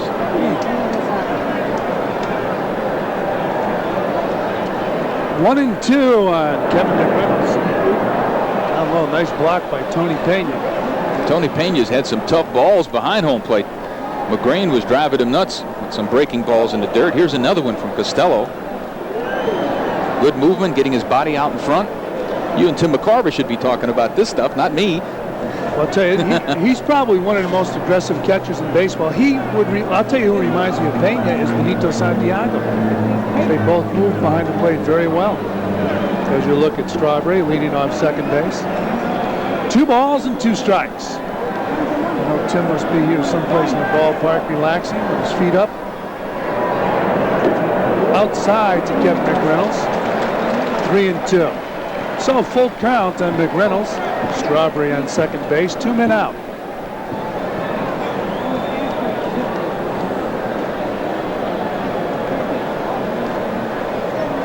Phenia touching different parts of the chest protector. A lot of times the right side of the protector can mean the first sign, the left side can mean the second sign. Could be the second place you touch. Fouled off. Basically, you can use pretty simple signs with the pitcher and the opposition won't pick them up. I mean, you can touch your shin guard, your chest protector, and your mask and have it first sign. First sign after I touch all 3. There's certain ballparks and certain ball clubs, and particularly certain players who are at second base who are, really good at picking up signs. Those are the ones you really have to be careful with. Full count on McReynolds. Fouled off. Now, you were a guy who was known as the type of player, one of probably a few, just a very few, that could pick up signs from just about anybody. Pitches, signs. Well, the most important thing for me at the plate, I would rather know the location that they want from the pitcher than the pitch. Although having both is never a negative. You can verify things. Yes. And you flash it outside. So the touching of the chest protector meant nothing before because he didn't touch it there. Foul out of play.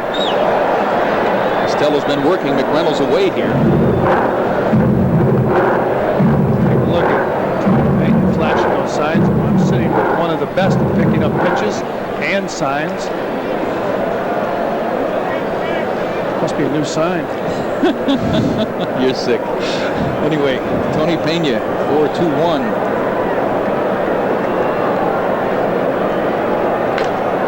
Fly ball, deep center field, but McGee has plenty of room.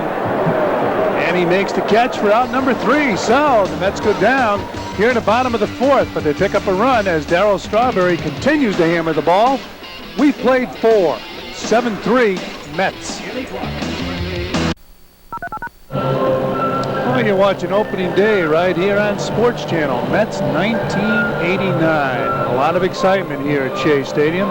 We have the pretzels. We have the hot dogs. On the right field line, we have on field level, we have a place where you can get just about anything you want as far as food is concerned.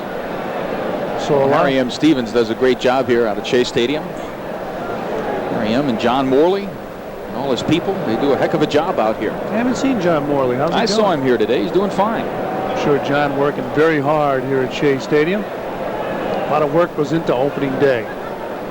And Gooden's first pitch to John Costello is a strike. 0-1.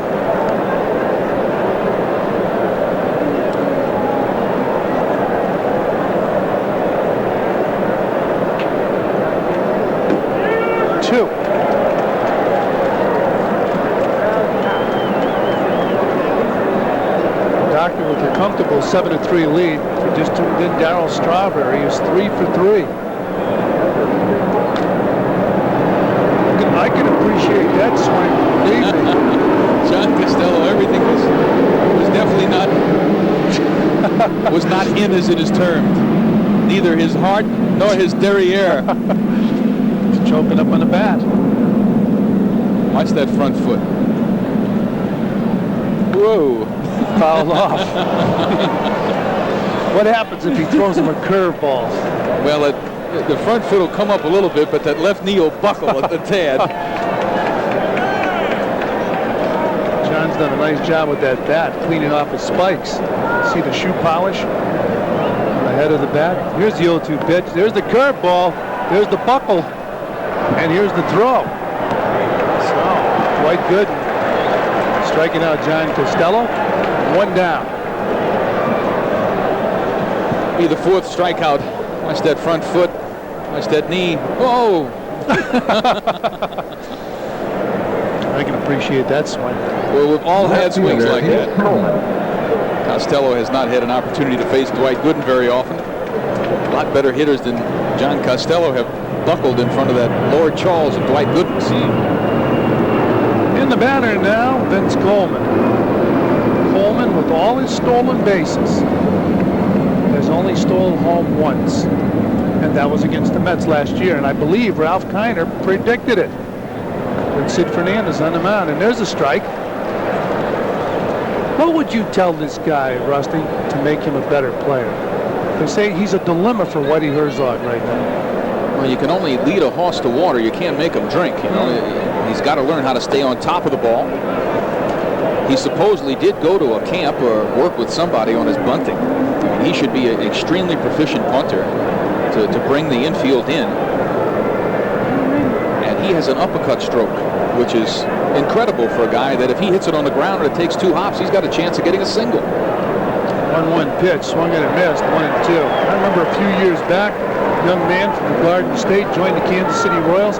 He wasn't going to hit a lick. And Chuck Hiller, who now manages in the Mets minor league system or coaches in the minor league system, got him to switch hit. In fact, Chuck Hiller was pretty close to Whitey Herzog. The hitter's name was Willie Wilson. He got him to hit down on the ball. Swung on and missed, 2 down.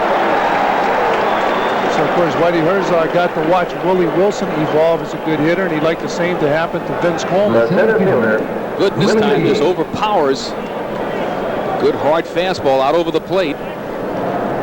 Back to back, he's underneath the ball. Watch the bat. It's underneath the ball.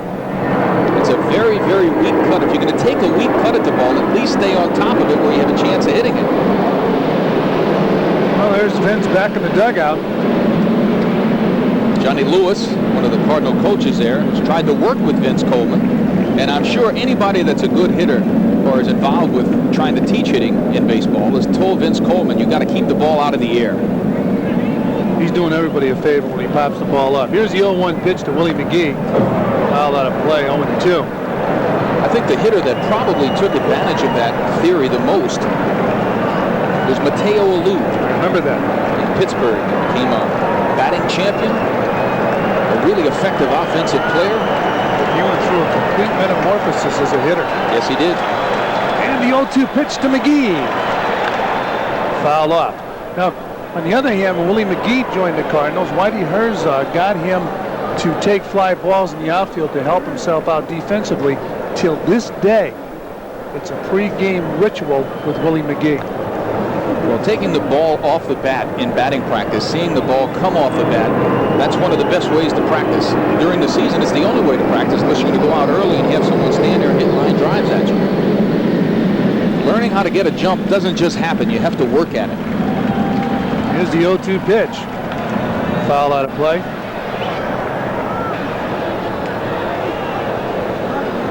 Any outfielder that really wants to improve, getting someone about 150 to 175 feet away from you and have them hit line drives with a fungo and try to learn how to see the ball come off the bat and make that reaction. You know, that's what helped me develop into a good outfielder, and it would help any outfielder, including some of the guys with the New York Mets.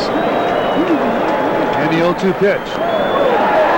He checked. No, he didn't, says Gary Darling, and that'll do it for the Cardinals here in the top of the 5th. For the Cards, 3 up, 3 down. And on the TWA scoreboard, it's New York 7, St. Louis 3.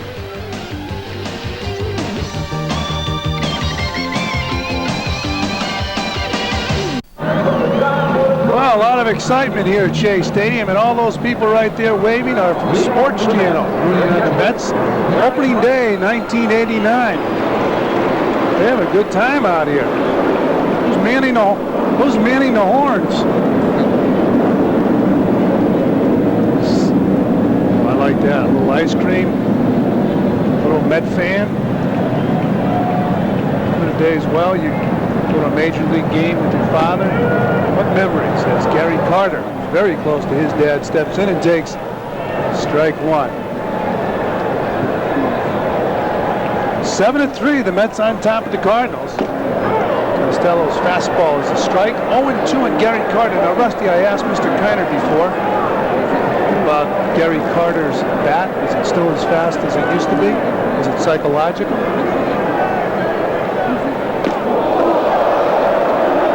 I think psychological always has something to do with it, Fran.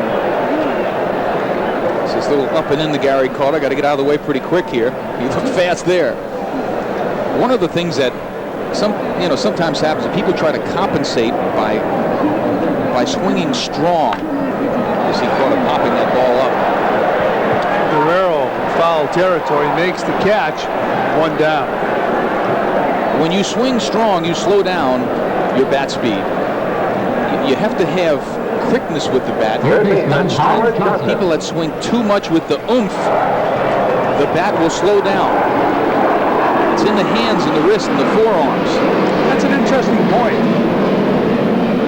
And for our viewers, if they're in the living room, grab a bat and try to swing it with the oomph rather than the quickness. It's the bat speed through the hitting zone that really means something. And this guy generates it as good as anybody, Howard Johnson. And he takes a strike. Fastball from John Costello. 0-1. Hojo. By the way, Howard Johnson in this ball game is 2 for 2. 2 RBIs and a run scored. And I guess the big thing that probably has Howard Johnson pleased is they were both from the right side of the plate. So look from the left side of the plate. But Johnson, one of the quickest bats in baseball, out front again. Lots of off-speed pitches come his way. What will get Howard Johnson back into the good graces of Mets management? Hitting. That'll do it every time, won't it? Driving in runs. Making good throws to first. Wasn't able to check his swing. Strike 3. 2 down. How long would it take you to get Costello's pitches? Shortstop, Kevin Elster. We have to concentrate on so many different things up here in the booth. It's tough to check the width of the glove and everything. That pitch just beat Howard Johnson. The ball kind of exploded. Really went up and away. You don't always get the pitches, Fran. Sometimes you do.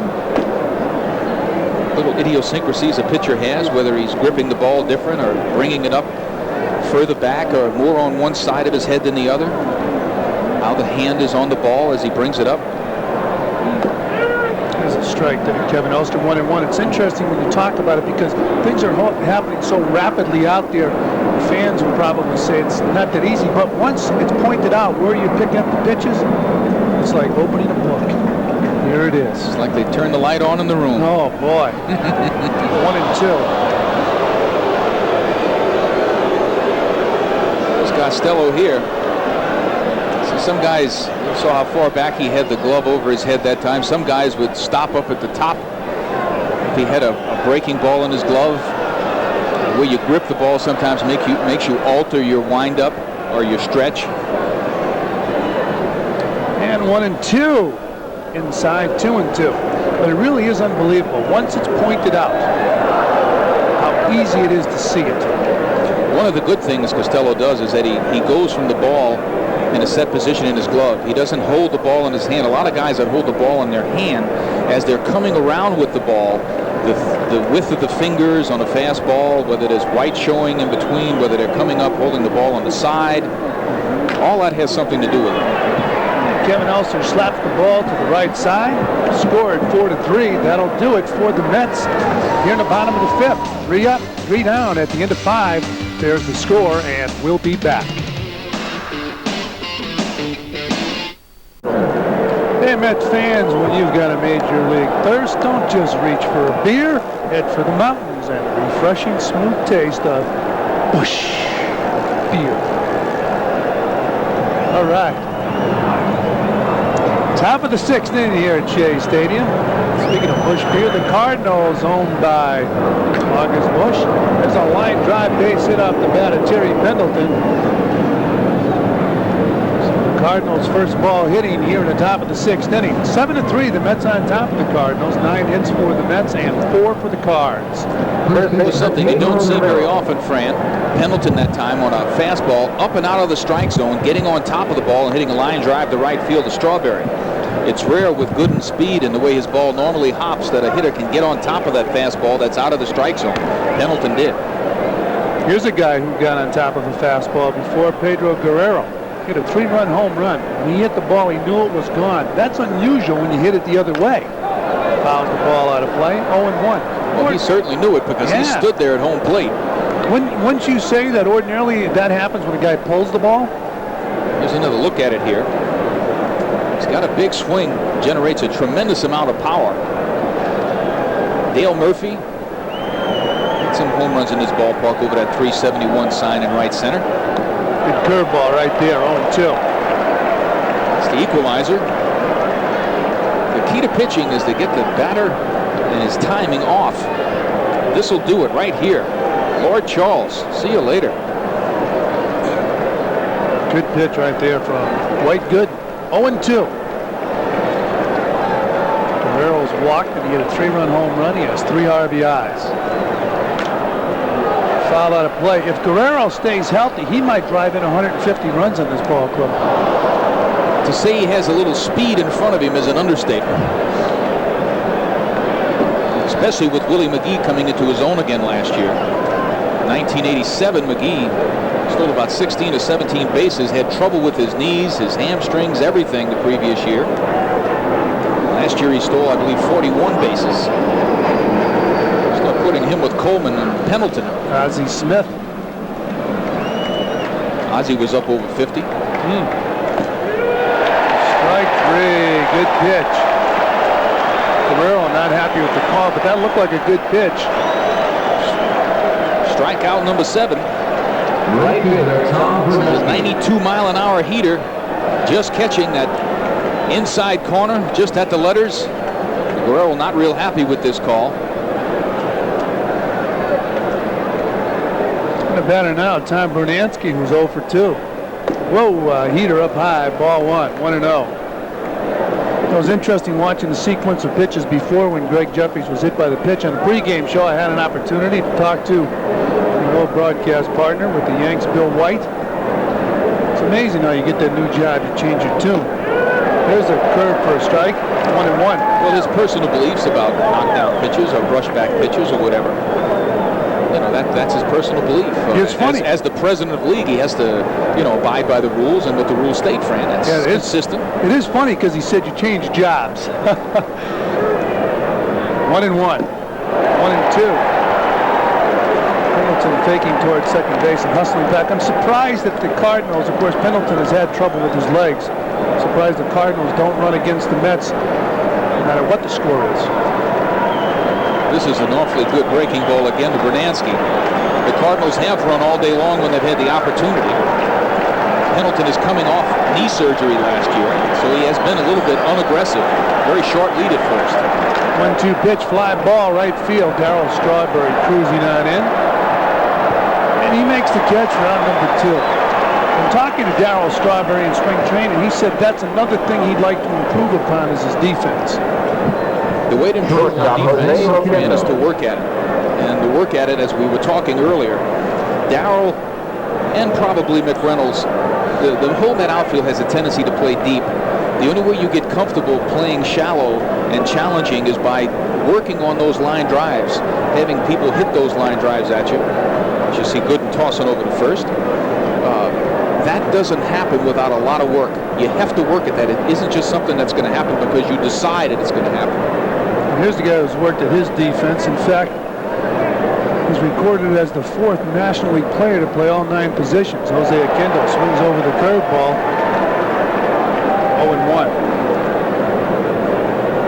There's the Met outfield out there. They're shallow now. This is a shallow outfield for the New York Mets, challenging Jose Oquendo. You like to see that. Fouled off. 0-2. Especially now with no balls, 2 strikes. Left field should really challenge Oquendo. He's already struck out once. He doesn't like to strike out. He's kind of difficult to strike out. When you get a guy in this situation, he just wants to make some contact. He should really challenge. I think Kevin McReynolds could come in a little bit. Take it away from him. Don't let him get a flare. See what happens. The 0-2 pitch. Breaking ball gets by Gary Carter. Wild pitch, and they called Oquendo out on strikes. He goes to first base. That is an odd set of circumstances. Well, let's see if Harry Windelstedt. No, he's not going to bring him back. He called him out. Boy, you got to make that call. 2 strikes, 2 outs. 2 strikes, 2 outs doesn't make much difference. With first base occupied, had it been 1 out, the batter would be out. But in this circumstance. This is weird. The catcher, Tony Breaking Payne. ball hits the front part of home plate and bounces on top of the screen. There's nothing you can do about it. Nothing. I don't think the umpire really knew what the heck happened himself. Well, the runners are now on first and second with one man out, and the batter, Tony Pena. What do you call that, Frank? That's an interesting. That's a wild pitch.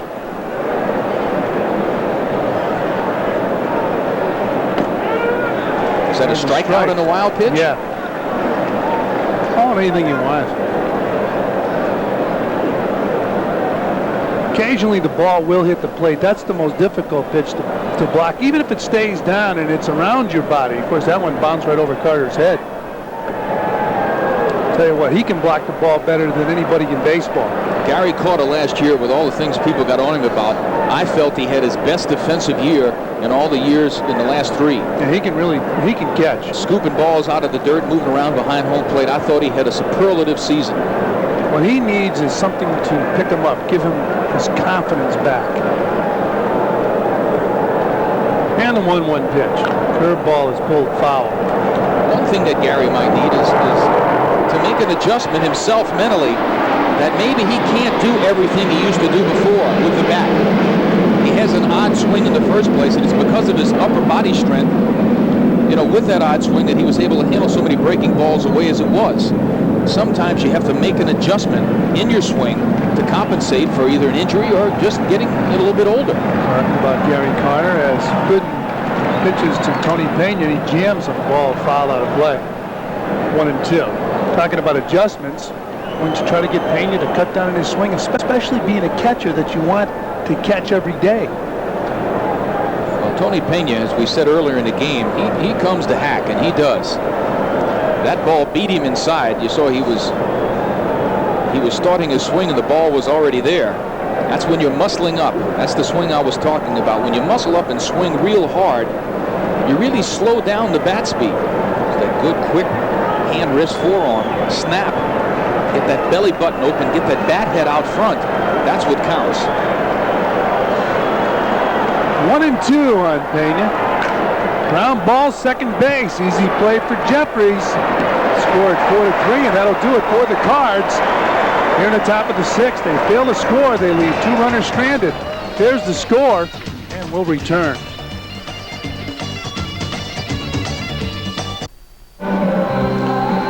Hey fans, you know there's only one thing better than a Mets win, and that's celebrating that win with an ice-cold Budweiser. Mets fans, this Bud's for you.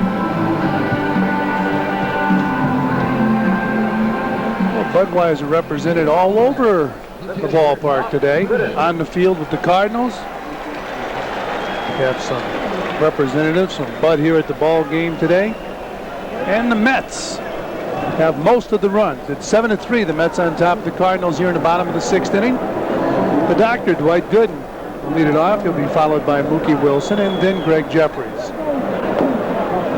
Fastball down low, ball 1.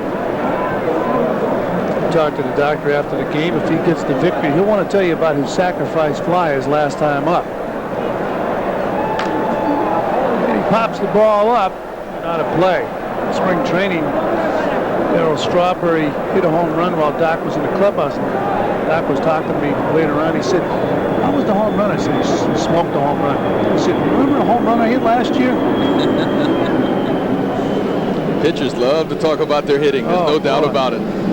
1-2 on the doctor. And I think the Mets probably have one of the finest hitting staffs, you know, pitching staffs as far as hitters are concerned, that I've seen in baseball. And it's cued into foul territory. Of course, as I asked Mr. Kiner before, are the pitchers better hitters today? And he said worse. I don't believe it. When he played, they couldn't hit, could they? I don't know, Fran. I wasn't there then. They didn't even have a curveball. No slider.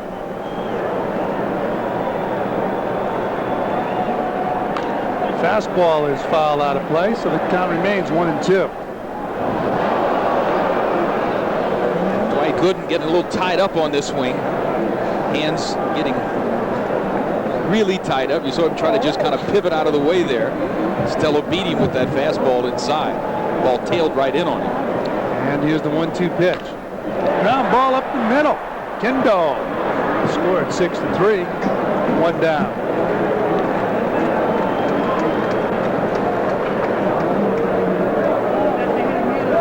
You see Frank Tapino now with the Cardinals, performing in the bullpen, formerly of the Houston Astros and the Chicago Cubs. Opening day history against the Cardinals. It's an interesting graphic. 62. Swung and a miss by Mookie Wilson, 0-1. That's a long time in between opening days, 62, 63, and then 85. Mets winning the one in 85, losing the first 2. As we said, they lost their first 8 in a row. Ralph Kiner was there to see all those first 8 losses, right, Ralph? I told you, he was the hitting instructor those years. 1-1 on Mookie Wilson. Down low. 2-1. Mookie leading the Mets, the all-time leader in stolen bases and triples. Foul out of play, so it's 2-2. Costello's not the overpowering type pitcher. But he just kind of, he's one of those comfortable offers sometimes you might talk about. Really works on moving the ball around. His fastball tails. Mookie's jammed. It's a flare down the left field line. Base hit. And Mookie wisely holds on at first base. Vince Coleman getting the ball back in. Coleman has become a good throwing outfielder. This is the kind of hit you love when you're a hitter. You get beat on a pitch and you just kind of flare it out toward left field and get that dunker. I think one of the big things about Coleman, Fran, and the fact that he does throw some people out, I think a lot of base runners, especially for a left fielder, challenge him. They challenge his arm. But I think he gets the opportunity to throw people out in certain circumstances that a left fielder with a better arm might not get. Well, they've been challenging Coleman, but he's been throwing guys out. No, I said he has done that. So I'm not taking that away from him. But you wonder if they'll stop challenging. We shall see. Yes. He was always up in the top in the National League in assists with Glenn Wilson. Well, I understand that, but there's a difference. It's the times that you don't, as you see that quick throw to first base. When a guy doesn't go first to third on Glenn Wilson, they don't count that in the averages. Glenn Wilson is going to throw some people out because he does have a great arm. But they don't run on him deliberately to force him to throw. I think they do that with Coleman. Okay. Speaking of running, there goes Wilson. He's out. Nice throw by Tony Pena. He can still get that ball down to second base in a hurry. It's a little smile from Tony Pena. He loves to use that arm. He makes a good throw. It's tailing a little bit, but he just beats Wilson. Good tag by Oquendo. Pena coming out. Good throw. Oquendo staying right in there. Not timid at all. A lot of shortstops on that ball tailing up that second base area have a tendency to kind of bail. He just stayed right in there and made the tag. It's 1-0 on Jeffries. 2 men down. Swung and a miss. The big league swing right there. 1-1. Very important part of throwing a guy out at second base is the tag that's applied by the shortstop or second baseman. Absolutely, I agree. You can make that play look a lot closer than it really is if you have a quick tag where you put the glove to the ground in a hurry and get it out of there. 1-1. A looper in the left field. Base hit. So Gregg Jeffries picking up his second hit of the game. He's now 2 for 3. And here comes Whitey Herzog. Whitey's decided with Keith Hernandez. Watch Jeffries here. See where his head went? That ball kind of tailed away from him. He checked his swing, head right on the ball, and shot that ball out to left field. Good hitting. As I was saying, with Hernandez and Strawberry coming up, Whitey Herzog with the score 7-3 is going to bring in a left-hander here to face those guys. Let me ask you a question, Ralph. Here's Frank Tapino. I'm all right. Rusty. I'll ask you that question when we come back, because this pitching change has been brought to you by New York Telephone. Get street smart. Use the public phones of New York Telephone. All right, you're looking at Frank DiPino. Pitched all of last year with the Chicago Cubs. To the Cards this past winter. Was 2-3 last year with a 4.98 earned run average with the Cubs. He did get into 63 ball games last year. You see that, 6 saves. Not a lot of saves, but he wasn't their real closer. Ladies and gentlemen, your attention, please. See, 32 walks, 69 strikeouts. It's in 90 innings pitched. 102 hits. That's a lot of hits in 90 innings. Okay, we just got a hit down at first base, Gregg Jeffries. We're in the bottom of the 6th inning. The Mets on top. The Cardinals 7-3. 11 hits for the Mets, 4 for the Cardinals. With Jeffries down at first base, I have to wonder, do you feel there's added pressure put on Gregg Jeffries by the decision the Mets made last year to allow him not to get those at-bats, or he would be disqualified for Rookie of the Year this year? Is there more pressure now? I don't think so. I think Jeffries is just going to go out and do the job that he can. The fact that he is eligible for the Rookie of the Year award is a fine thing for him. I don't think that's additional pressure. No? No, I don't think that's additional pressure. Okay. Does it help to be surrounded by the type of players he's surrounded with? Absolutely. I like the way you said that. No doubt. When you're a young hitter and you're called up and you're there to be the keynote of an offense, there is pressure. Now, when you're brought up as a person, I'll tell you what, he was a catalyst along with Mookie Wilson for the offense coming back in 1988 for the Mets. But he has a real good supporting cast here, and it's not all on his shoulders. Strawberry came up in a tough manner. Yes, he did. In fact, Frank Cashin did not want to bring Darryl Strawberry up under those circumstances. Of course, Darryl Strawberry is a different type of hitter. He's a tone setter. He sets the tone for a game when he's in the lineup. Okay, we're set. Here's Keith Hernandez. 2 men down here in the bottom of the 6th. And Hernandez takes a strike. 0-1. Rained all morning here in New York. Game got underway. Bottom of the 6th, and it's 7-3 in favor of the Mets. Opening day, 1989. Check Jeffries at first base. Jeffries, who was hit by a pitch ball his last time up, not showing any negative signs from that last at bat.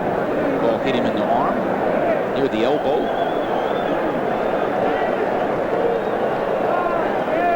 And the 0-1 pitch. There goes Jeffries, swung and missed. Throw in time. Good throw by Tony Pena. Once again, great tag by Jose Aquindo. And that'll do it for the Mets. We've played 6 here at Shea. Ralph will join Rusty.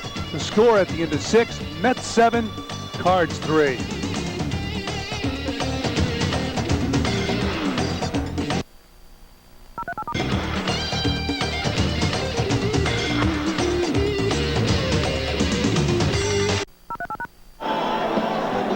You're looking at the magic number, 163 right there.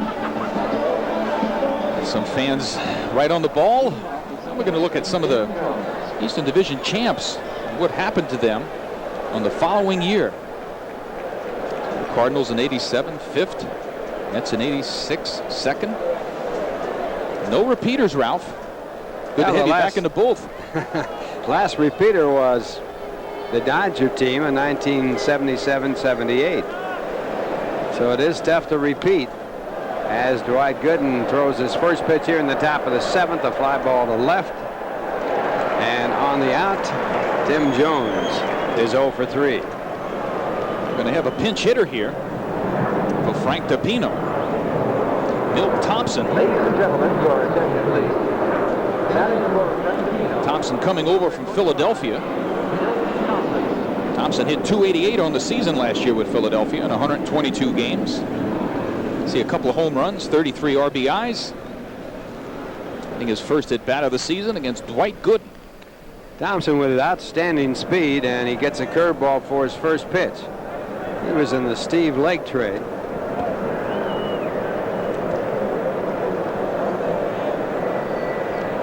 And the fastball high.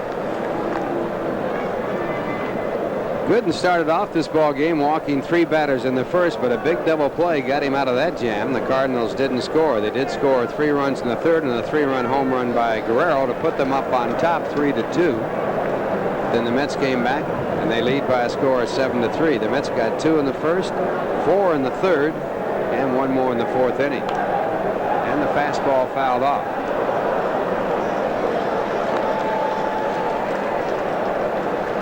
Dwight Gooden has thrown 93 pitches so far. And of course, a lot of those go into the strikeout column. He's had a fine day with strikeouts, having struck out 8.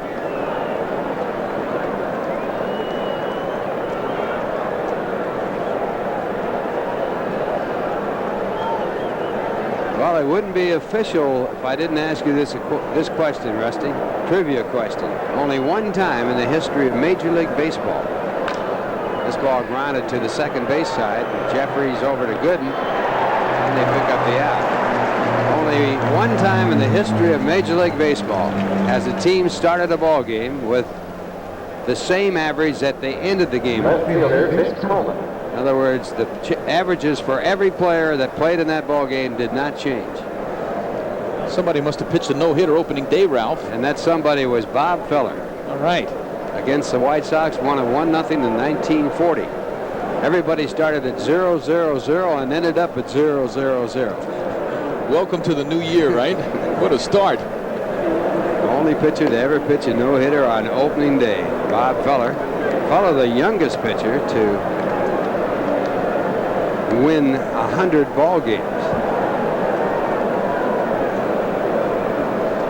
1 ball, no strikes.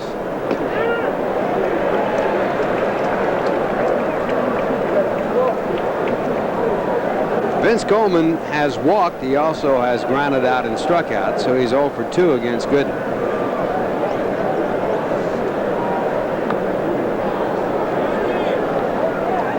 The Mets have dominated these Cardinals at Shea Stadium. Last year, they swept all 9 games against the Cardinals.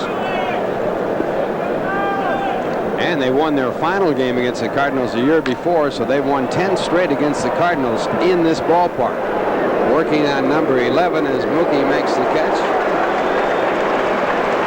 And that will do it. So the score at the end of 6.5 innings, the Mets 7 and the Cardinals 3. Daly, the new pitcher for St. Louis.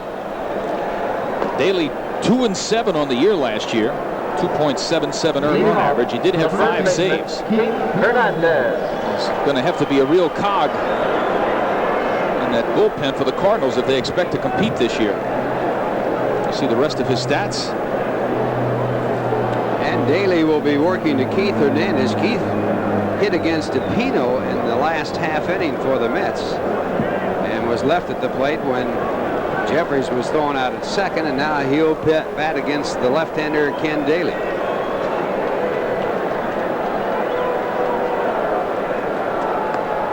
And the first pitch, ball 1.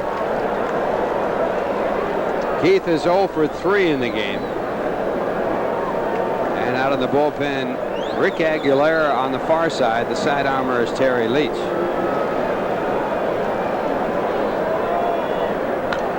Fastball fouled away, 1 ball, 1 strike.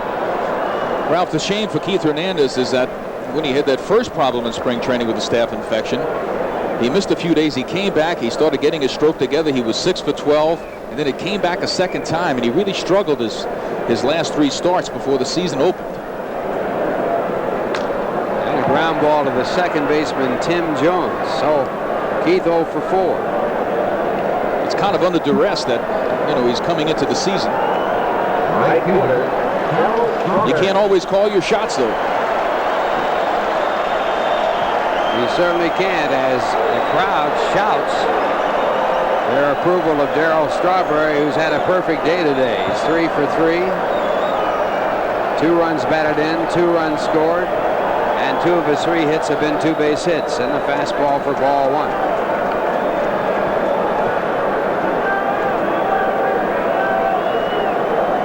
Loves opening days.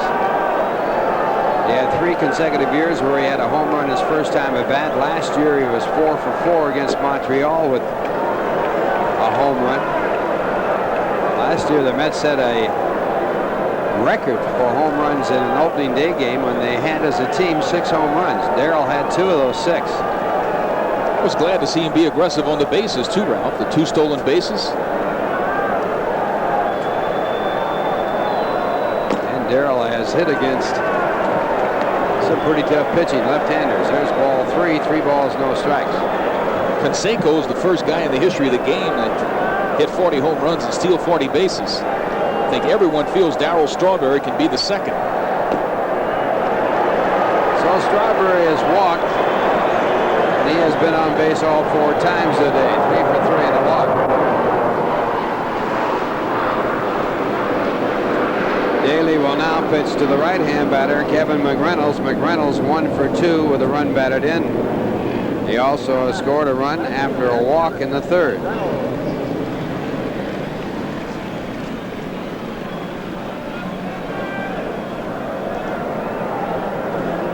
Strawberry, pretty good sized lead at first. And the breaking ball for ball 1.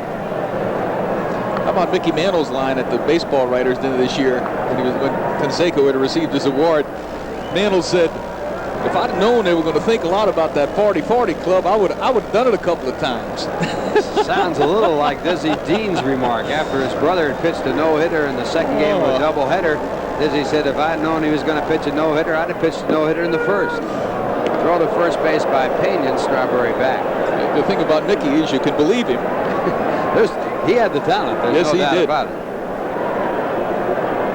Different ball clubs, though. When you got a ball club with a lot of power, you don't use that stolen base.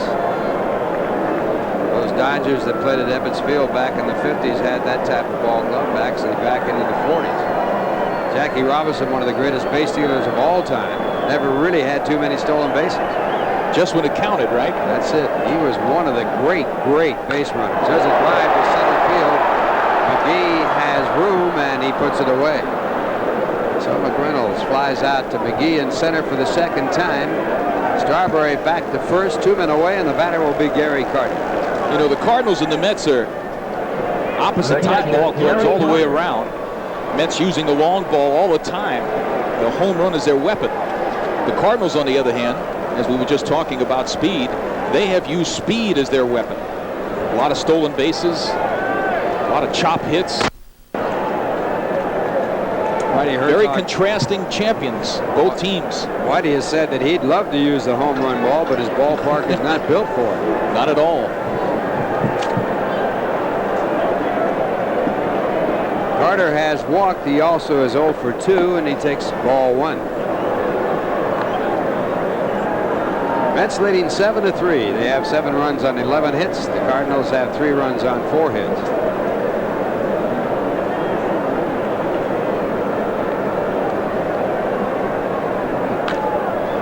And a fastball popped up in the shallow center field.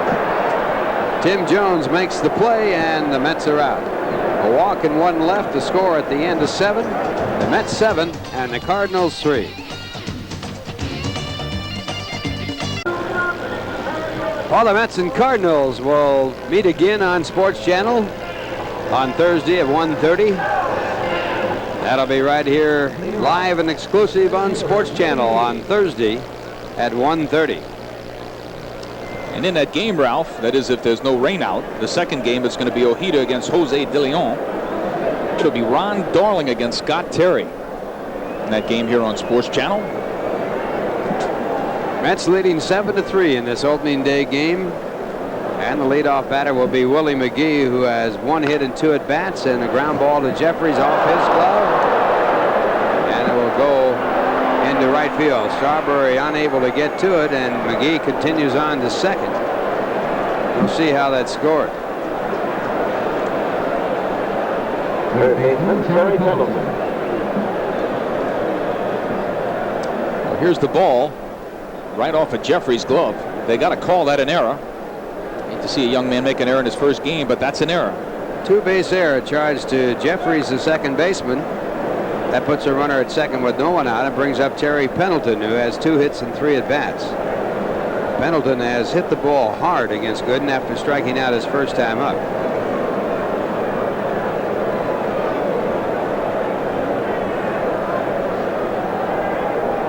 And the fastball for a ball.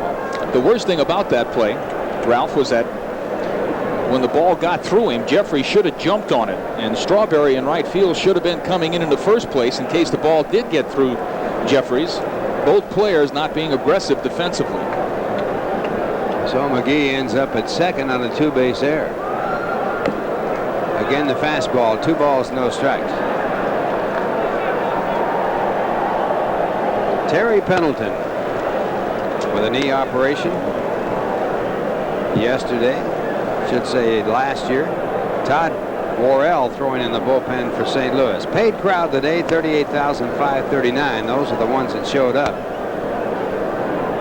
Mets sold out the ballpark, but over 10,000 not showing because of the bad weather. Fortunately, we've not had a drop of rain throughout the ballgame. You saw Todd Worrell featuring that Fu Manchu hand cut. You think he got that from the wild Hungarian there, Ralph? I think he taught him how to trim that. Maybe he did.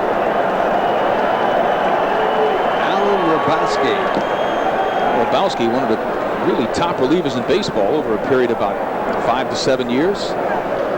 Was the stopper for the Cardinals.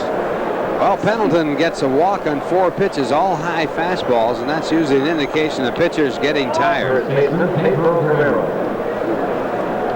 Don Ossie, who sports a nice mustache, throwing in the bullpen for the Mets. Mets leading 7-3, but runners at first and second and no one out for the Cardinals. Gooden struck out 7, but he's walked 4. This is a serious warm-up for Ozzie. Before, we just saw some pitchers getting some throwing in the Met bullpen, but this is a serious warm-up for Ozzie.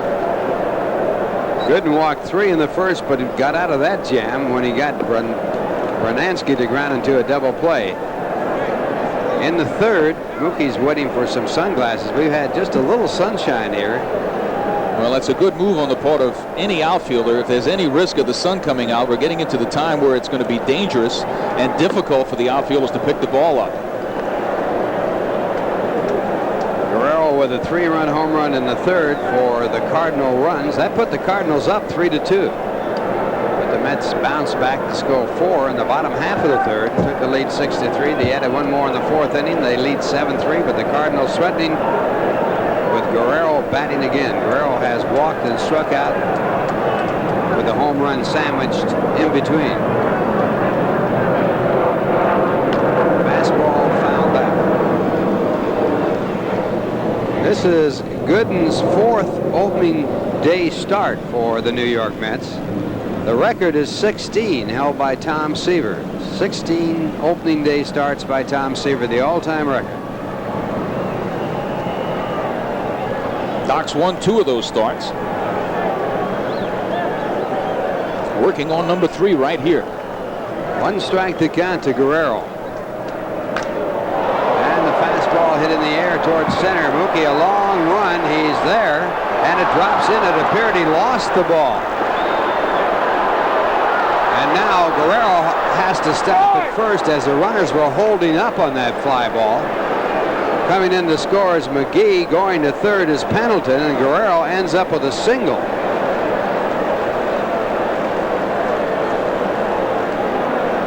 This is a weird play. Guerrero hits it hard. Wilson and Strawberry, they're going to look at each other here. No one takes command. It's the center fielder's ball. He's supposed to go for the ball all the way. That's a misplay in the outfield by the Mets. Somebody's got to go for that ball, and it's always the center fielder. They looked at each other, and that's why that ball fell in. Now it's Davy Johnson out to the mound, and this could be all for Doc Gooden. 7-4, the New York Mets. The tying run is at the plate, and the batter will be Tom Brunansky. And Gooden will leave the ball game, having worked 7 innings. So far charged with 4 runs on a total of 5 hits. He struck out 8 and walked 4.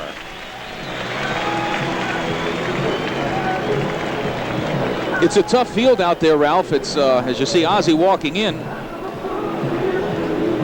You're sloshing around, but there's got to be one person who always has preference in the outfield, and that's the center fielder. He's got to go for the ball all the way.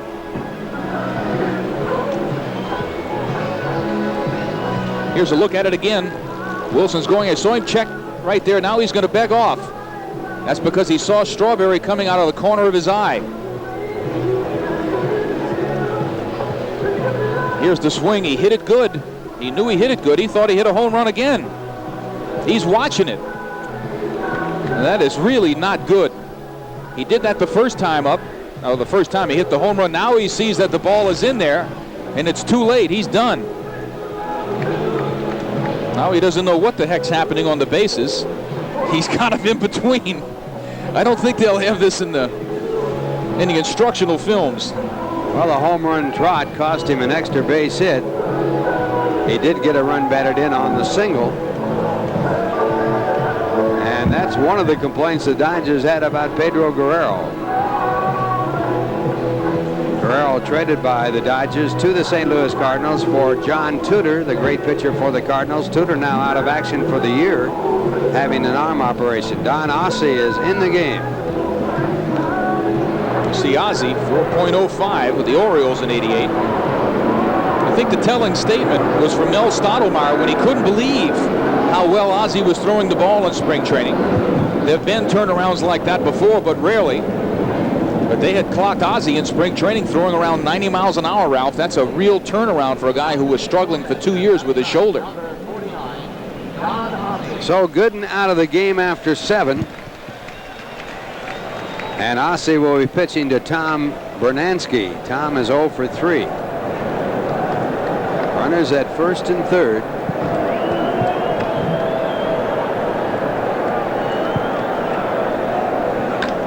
And a high fly ball to shallow right center. Strawberry coming up, has plenty of room, and he makes a catch. Tagged up at third and coming home. And now holding at third as Strawberry throws it in badly, but fortunately for the Mets, Pendleton did not continue on in. He came down the line like he might try to score and then stop. Darryl Strawberry has a tremendously strong arm, but he's always had a lot of complaints about throwing over the cutoff man. This is going to happen right here.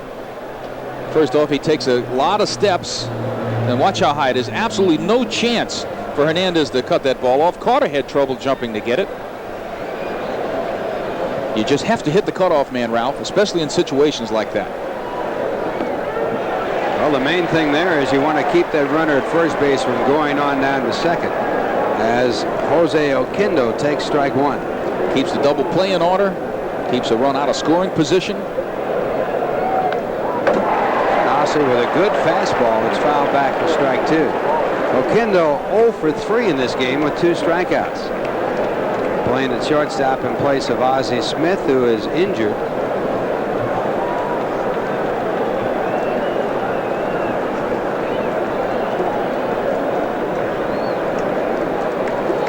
So Don Ossie with a 2-strike count.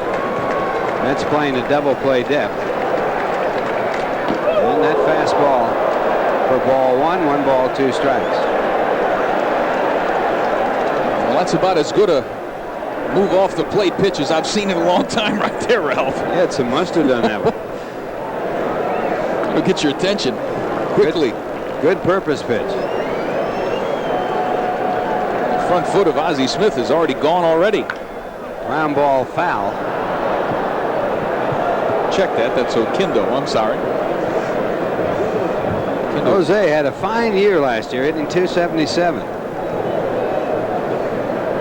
See Oquendo. Pretty good swing at that ball on the inside part of the plate. It almost appears as if Ozzie threw him on the outside corner. He couldn't reach it right now, Ralph. Especially after that 0-2 pitch. Pendleton, the runner at third base. Guerrero, the runner at first.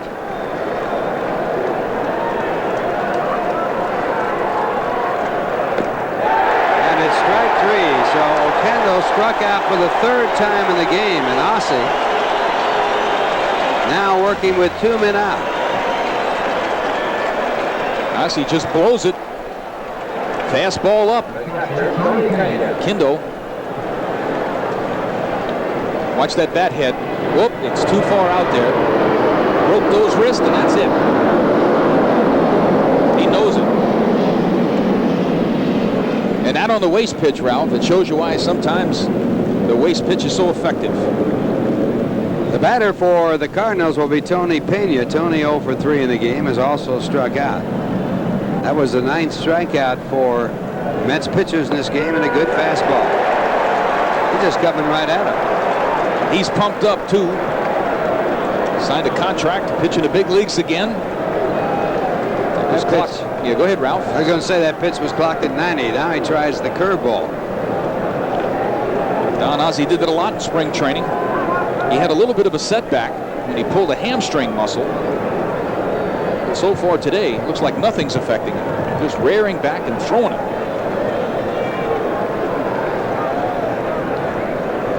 Back to the fastball and strike 2.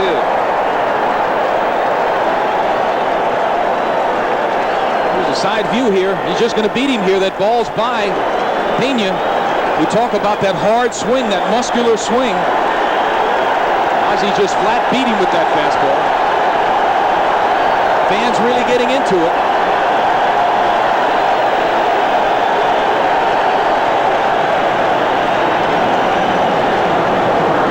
Hamilton, the runner at third base. Guerrero not being held on at first by Keith Hernandez. The 1-2 pitch, fastball, and Phenia just does get a piece of it.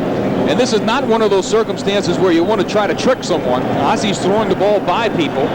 Regardless of what happens, he's got to stay with the fastball.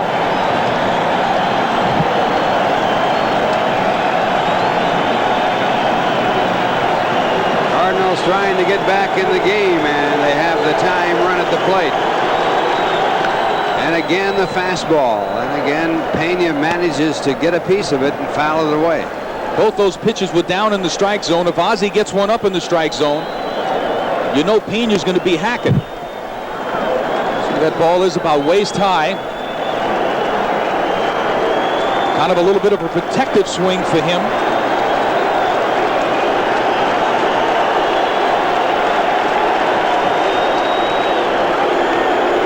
Well, if Ozzie ever had a crowd behind him, he has right here.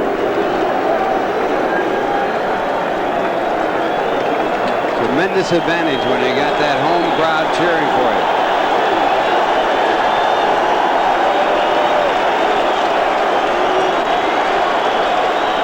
Went to the curveball and misses. 2 balls, 2 strikes.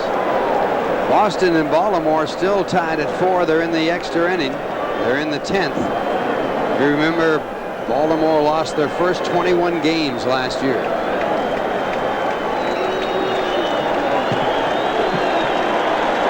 A member of that pitching staff. Well, Ozzie was a top reliever for a lot of years in the American League.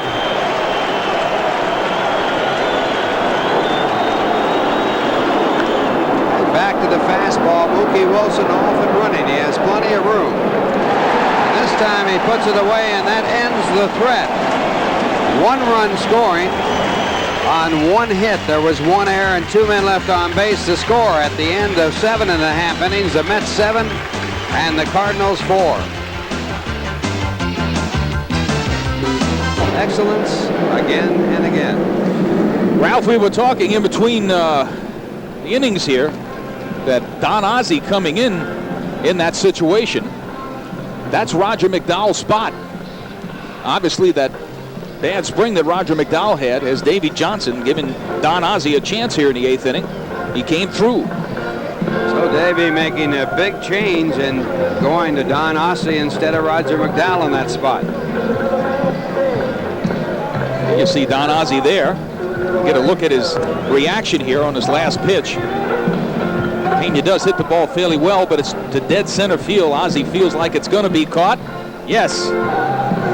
Good emotion. Good emotion. I like that, Ralph. I like to see that emotion.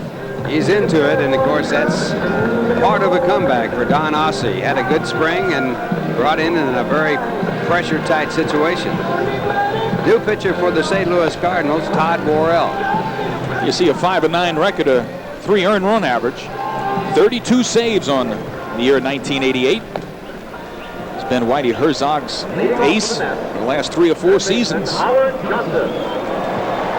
And Worrell will be working to Howard Johnson as his first batter. Howard 2 for 3 today.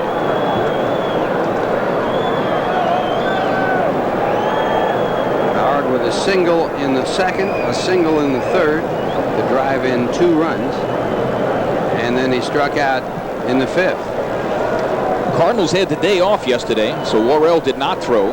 That's why you're seeing him now. Normally he's only in a save situation, but with an off day again tomorrow, Whitey Herzog's making sure he gets his work in. So Todd Worrell, the only major league pitcher to record 30 or more saves in his first 3 years in the major leagues.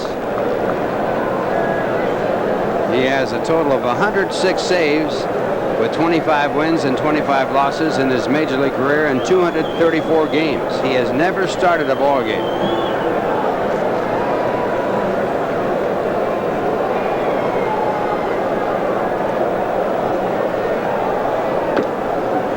One ball, 1 strike. You saw that fastball there. He's got a little bit of a tailer that he tries to throw to the left-handed hitters that comes back, and he tries to catch that inside corner. He uses that more with 2 strikes than he does early in the count, but as you saw, every once in a while he just does it. Johnson fouls off the next pitch, 1-2. Back on April 24th in 1986, Worrell gave up a 9th inning 2-run home run to Howard Johnson that tied the ball game. The Mets went on to win it. So Johnson and Worrell have memories of that. Oh yes, that 1 home run against Worrell, 1986. A lot of people felt that was the turnaround and the deciding blow of the season, and it happened early in the season. Mets went on to sweep that series, 4 games in St. Louis, right, Ralph? That is right. And the breaking ball hit hard foul as Johnson gets out in front.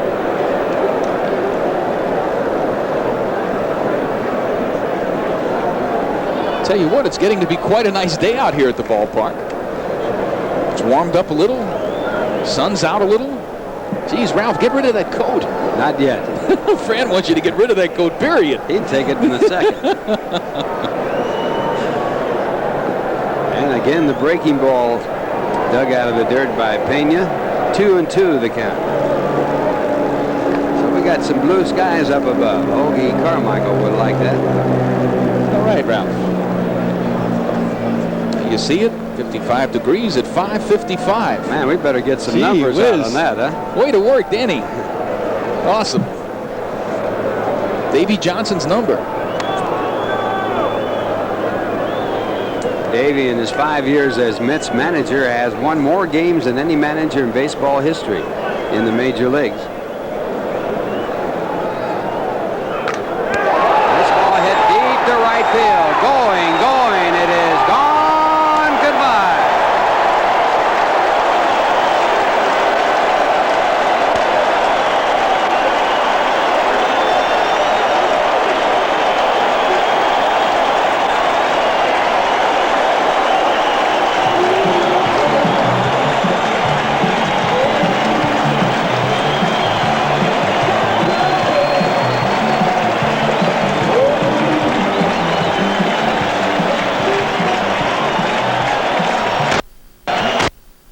Howard Johnson doing what he does the best. Fastball pitcher against a fastball hitter.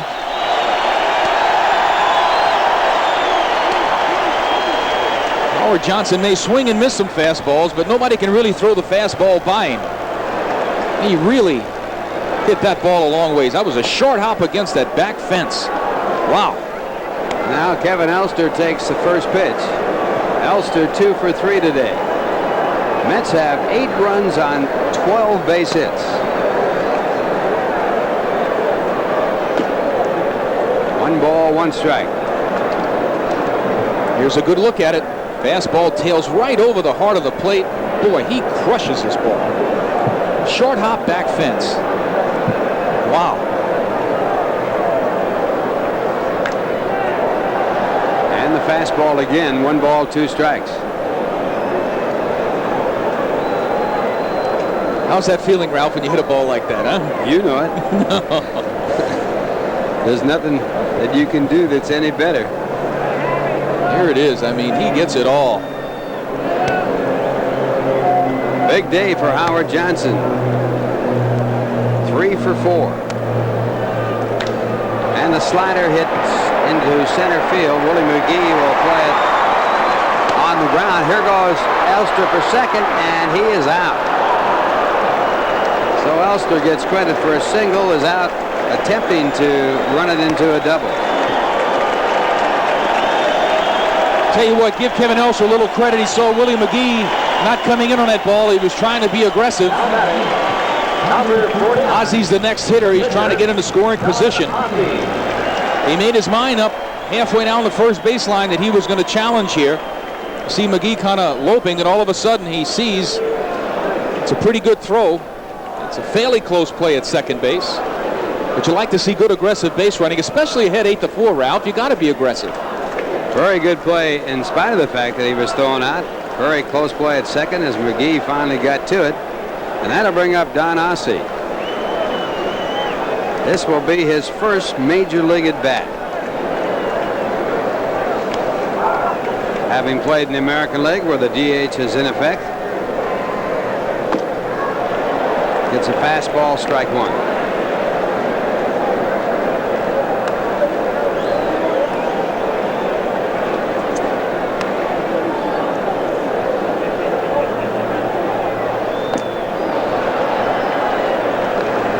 Again with a fastball, strike two. Now would Burrell dare throw the hook right now, Ralph? Would he dare embarrass him throwing a hook? He'd be, I doubt if he'd be in the batter's box. Back with a fastball, 1-2. Orel gets it up there in a hurry. He's a hard throwing right-hander.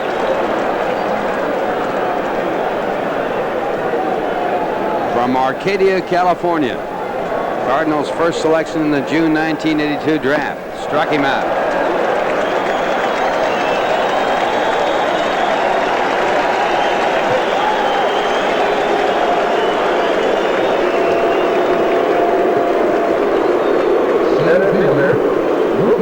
So now 2 men away. The Mets leading by a score of 8-4, and the batter will be Mookie Wilson. Mookie 1 for 4 today and batting for the first time against Todd Worrell.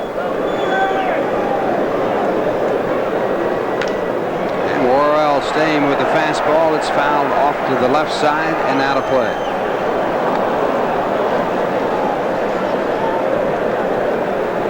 Todd Worrell not coming into the game with the normal juices flowing. We said earlier, normally he's coming into the situation to save a game for Whitey Herzog and the Cardinals. Whitey electing to get him a little work here. And fed Howard Johnson a high fastball. That was an errant judgment.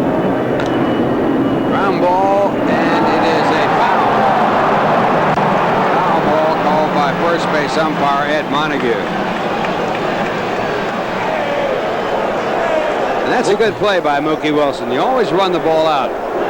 I agree, Ralph. That was a close call. Mookie Wilson didn't know for sure whether they called it fair or foul, and he was moving about as good as you can move. You can always come back. Ball's awfully close. Guerrero not catching it. You see the call there, though, by first base umpire Ed Montague.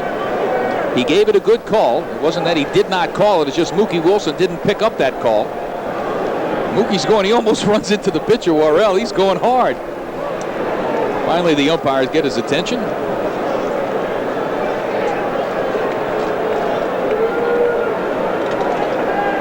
In contrast to Pedro Guerrero, Mookie Wilson running hard all the way.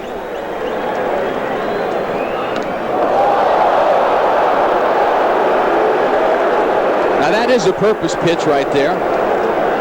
Absolutement, monsieur. And he threw it right where he wanted to. Down and in at Mookie Wilson's wheels.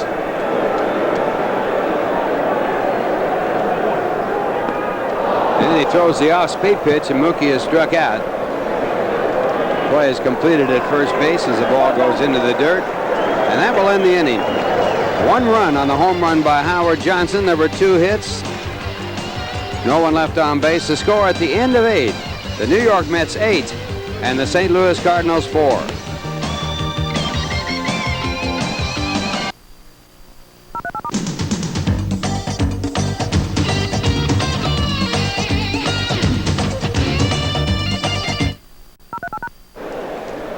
Tim Jones to lead it off for the Cardinals. The Mets leading 8-4. We're in the top of the 9th inning. Don Ossie, the pitcher, and a ground ball to Jeffries at second base. 1 away.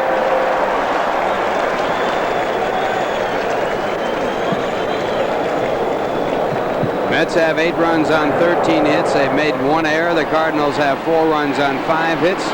Dwight Gooden on top at this point in the ball game, and Davy Johnson starting year number 6 for the New York Mets. John Morris will be the pinch hitter for the pitcher Todd Worrell. You see Morris on 88, 289 batting average, no home runs, 3 RBIs. Spent some time down in Louisville, obviously. And he was out of action because of a back operation. And he takes the first pitch for strike 1.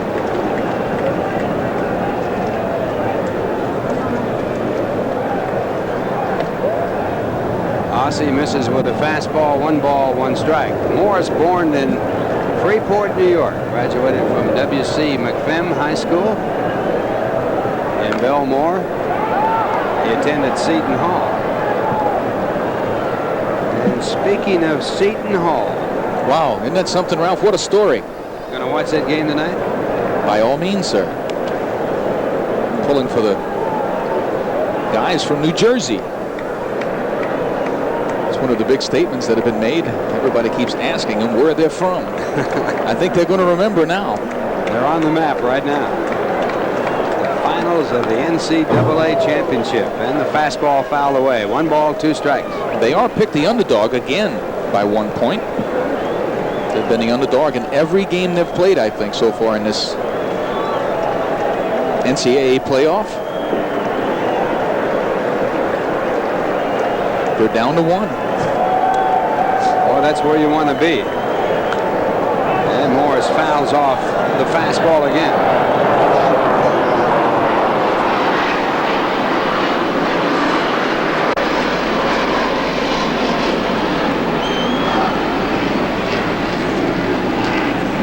Morris, a pitcher in college, and he is an impersonator. Yeah, he can really mimic a lot of the guys and how they stand at the plate.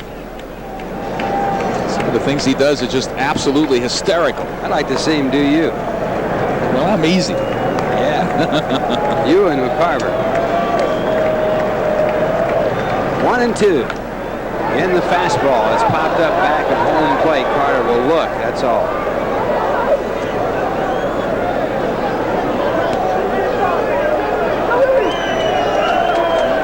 Gary Carter, if he catches 100 games this year, ties the all-time record for most seasons playing 100 games. 13. Bill Dickey and Johnny Bench. 1-2. Breaking ball looped into right. It'll drop. Joe Jeffries picks it up, and Morris, as a pinch hitter, is on.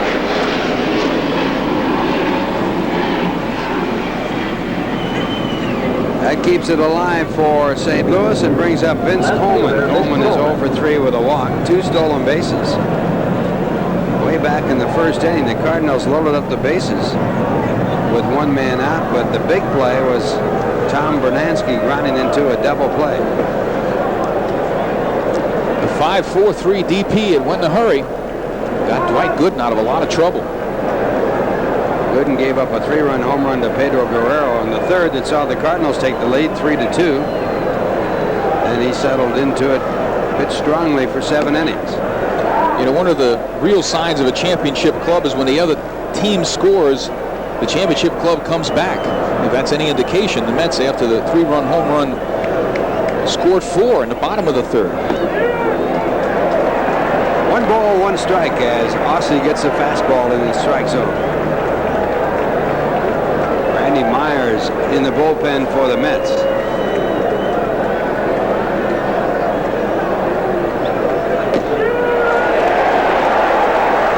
Strike 2.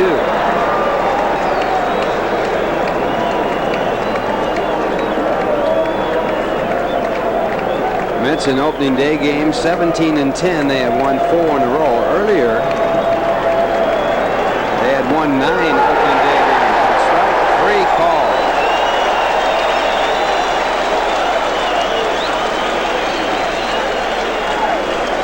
This is just a good tailing fastball. Catches the inside corner. Coleman does not like that pitch to start off with. See him take this one. It's all over, pal. Second strikeout for Aussie, number 10 in the game for the Mets pitchers. Dwight Gooden had 8. Now the Cardinals down to their last out with Willie McGee at the plate. Strike 1. There's nothing more empty than the feeling when you've taken that fastball that comes back and catches that inside corner and you're just done. You didn't swing the bat. Called you out. You got to tote that lumber. Right back to Aussie. Knocks it down. This should do it. The Mets win it by a score of 8-4. And their opening day record now 18-10. They have won their last 5. And the Mets with a real offensive effort. They have won 18 of their last 20 games on opening day after losing their first 8. So Doc Gooden, the winning pitcher, he's 1-0 in the year, worked 7 innings, gave up 4 runs. Don Aussie picks up a save, his first in the National League.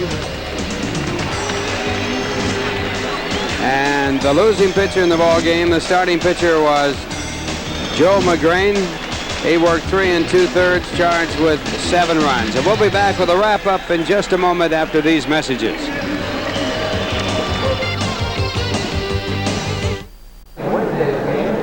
Well, the Mets won it by a score of 8-4. They have now won 5 in a row. Their last 5 opening day games, and a game that didn't look like it was going to be played turned into be a great game for the New York Mets as they get off to a big start here against the Cardinals. Today, there was a lot of offense. Dwight Gooden pitched fairly well. I think Ozzie coming in and doing the job he did had to be very pleasing for Davey Johnson. Under the circumstances of the weather starting out, Ralph, it really turned out to be a nice day. Well, you know as well as I that the toughest thing to do is hit against a guy like Dwight Gooden when the weather is as bad as it is. And one of the things about it, Gooden got off to a very shaky start. He walked the bases loaded in the first inning, but the big double play on Bernansky was the play that got him out of that jam with the Cardinals not scoring. The Mets came back to score 2, took a 2-0 lead, and then the Cardinals got on top when Guerrero hit a 3-run home run off Gooden, and they were leading by a score of 3-2. But you pointed out the big thing. Good clubs come back, and they answered in the bottom half of the third with 4 runs to take the lead at 6-3, and then, of course, we're never headed. Well, it's something that Davey Johnson has to be pleased with. His club did not show well during spring training. They did not show well during the end of spring training. As what normal happens when the bell tolls and you have an opening day game like this, everybody says, see, I told you we'd be ready. And Darryl Strawberry was certainly ready. Yes, but Darryl and Jeffries and a lot of the guys really finished well at the end of spring training. Even though the overall average at the end of spring training didn't sound like much, they finished strong, and that's a real positive note. And Darryl, the Texaco star of the game. Yes, the Texaco star of the game, Darryl Strawberry. 3 hits, 2 RBIs, and 2 stolen bases. So quite a start. And we'll be back with more in just a moment right after these messages. Well, the Mets have now won 11 straight from the St. Louis Cardinals here in this ballpark. Last year, they won all 9 ball games, and going back to the year before, they won the final game that they had a meeting with the St. Louis Cardinals. The Mets were trailing by a score of 3-2. Strawberry single with 1 out. McReynolds and Carter walked to put runners at all the bases, and then Howard Johnson came up, and here's the Budweiser play of the game.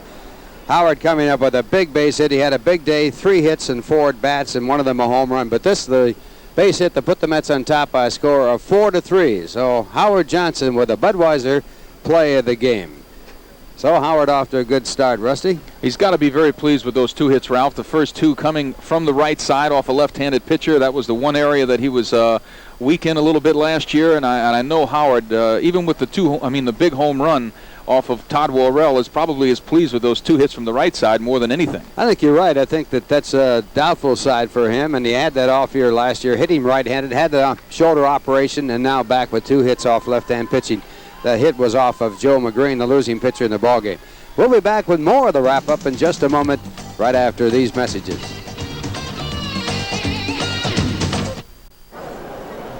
Well, the Mets winning by a score of 8-4, and an interesting development in the ball game. Roger McDowell had a very bad spring. He lost several ball games in the 9th inning, giving up big base hits. And Davey Johnson showing a lot of chutzpah, I guess would be the best word you could use, by bringing Don Aussie, untried in the National League, his first appearance for the Mets. And Don Aussie, instead of Roger McDowell, who would normally be in that spot, came up with a fine effort. Certainly did, Ralph.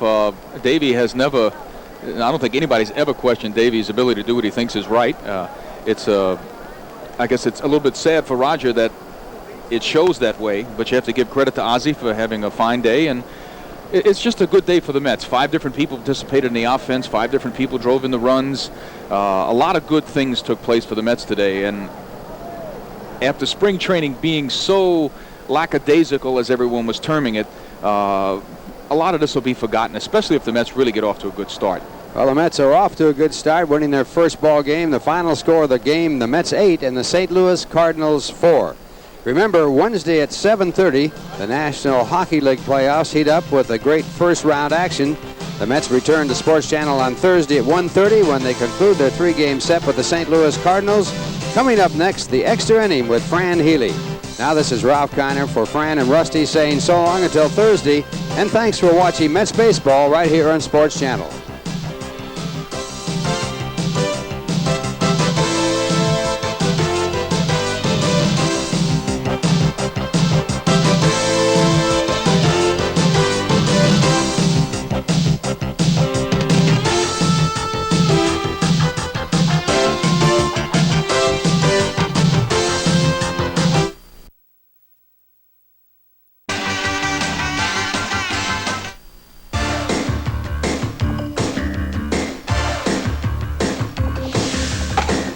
The Extra Inning is brought to you by Gold Star. Gold Star, the brightest star in electronics. And by New York Telephone.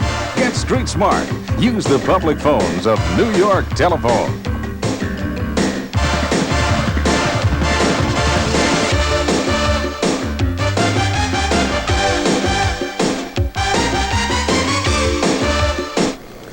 Well, welcome back to Shea Stadium and Mets Extra Inning, and my guest on the Extra Inning show is one of the stars in today's game for the New York Mets, Darryl Strawberry. And Darryl, you're starting off this year like you started off last year. You had 4 hits on opening day last year, a long home run. Today, you didn't have a home run, but you had 3 for 3.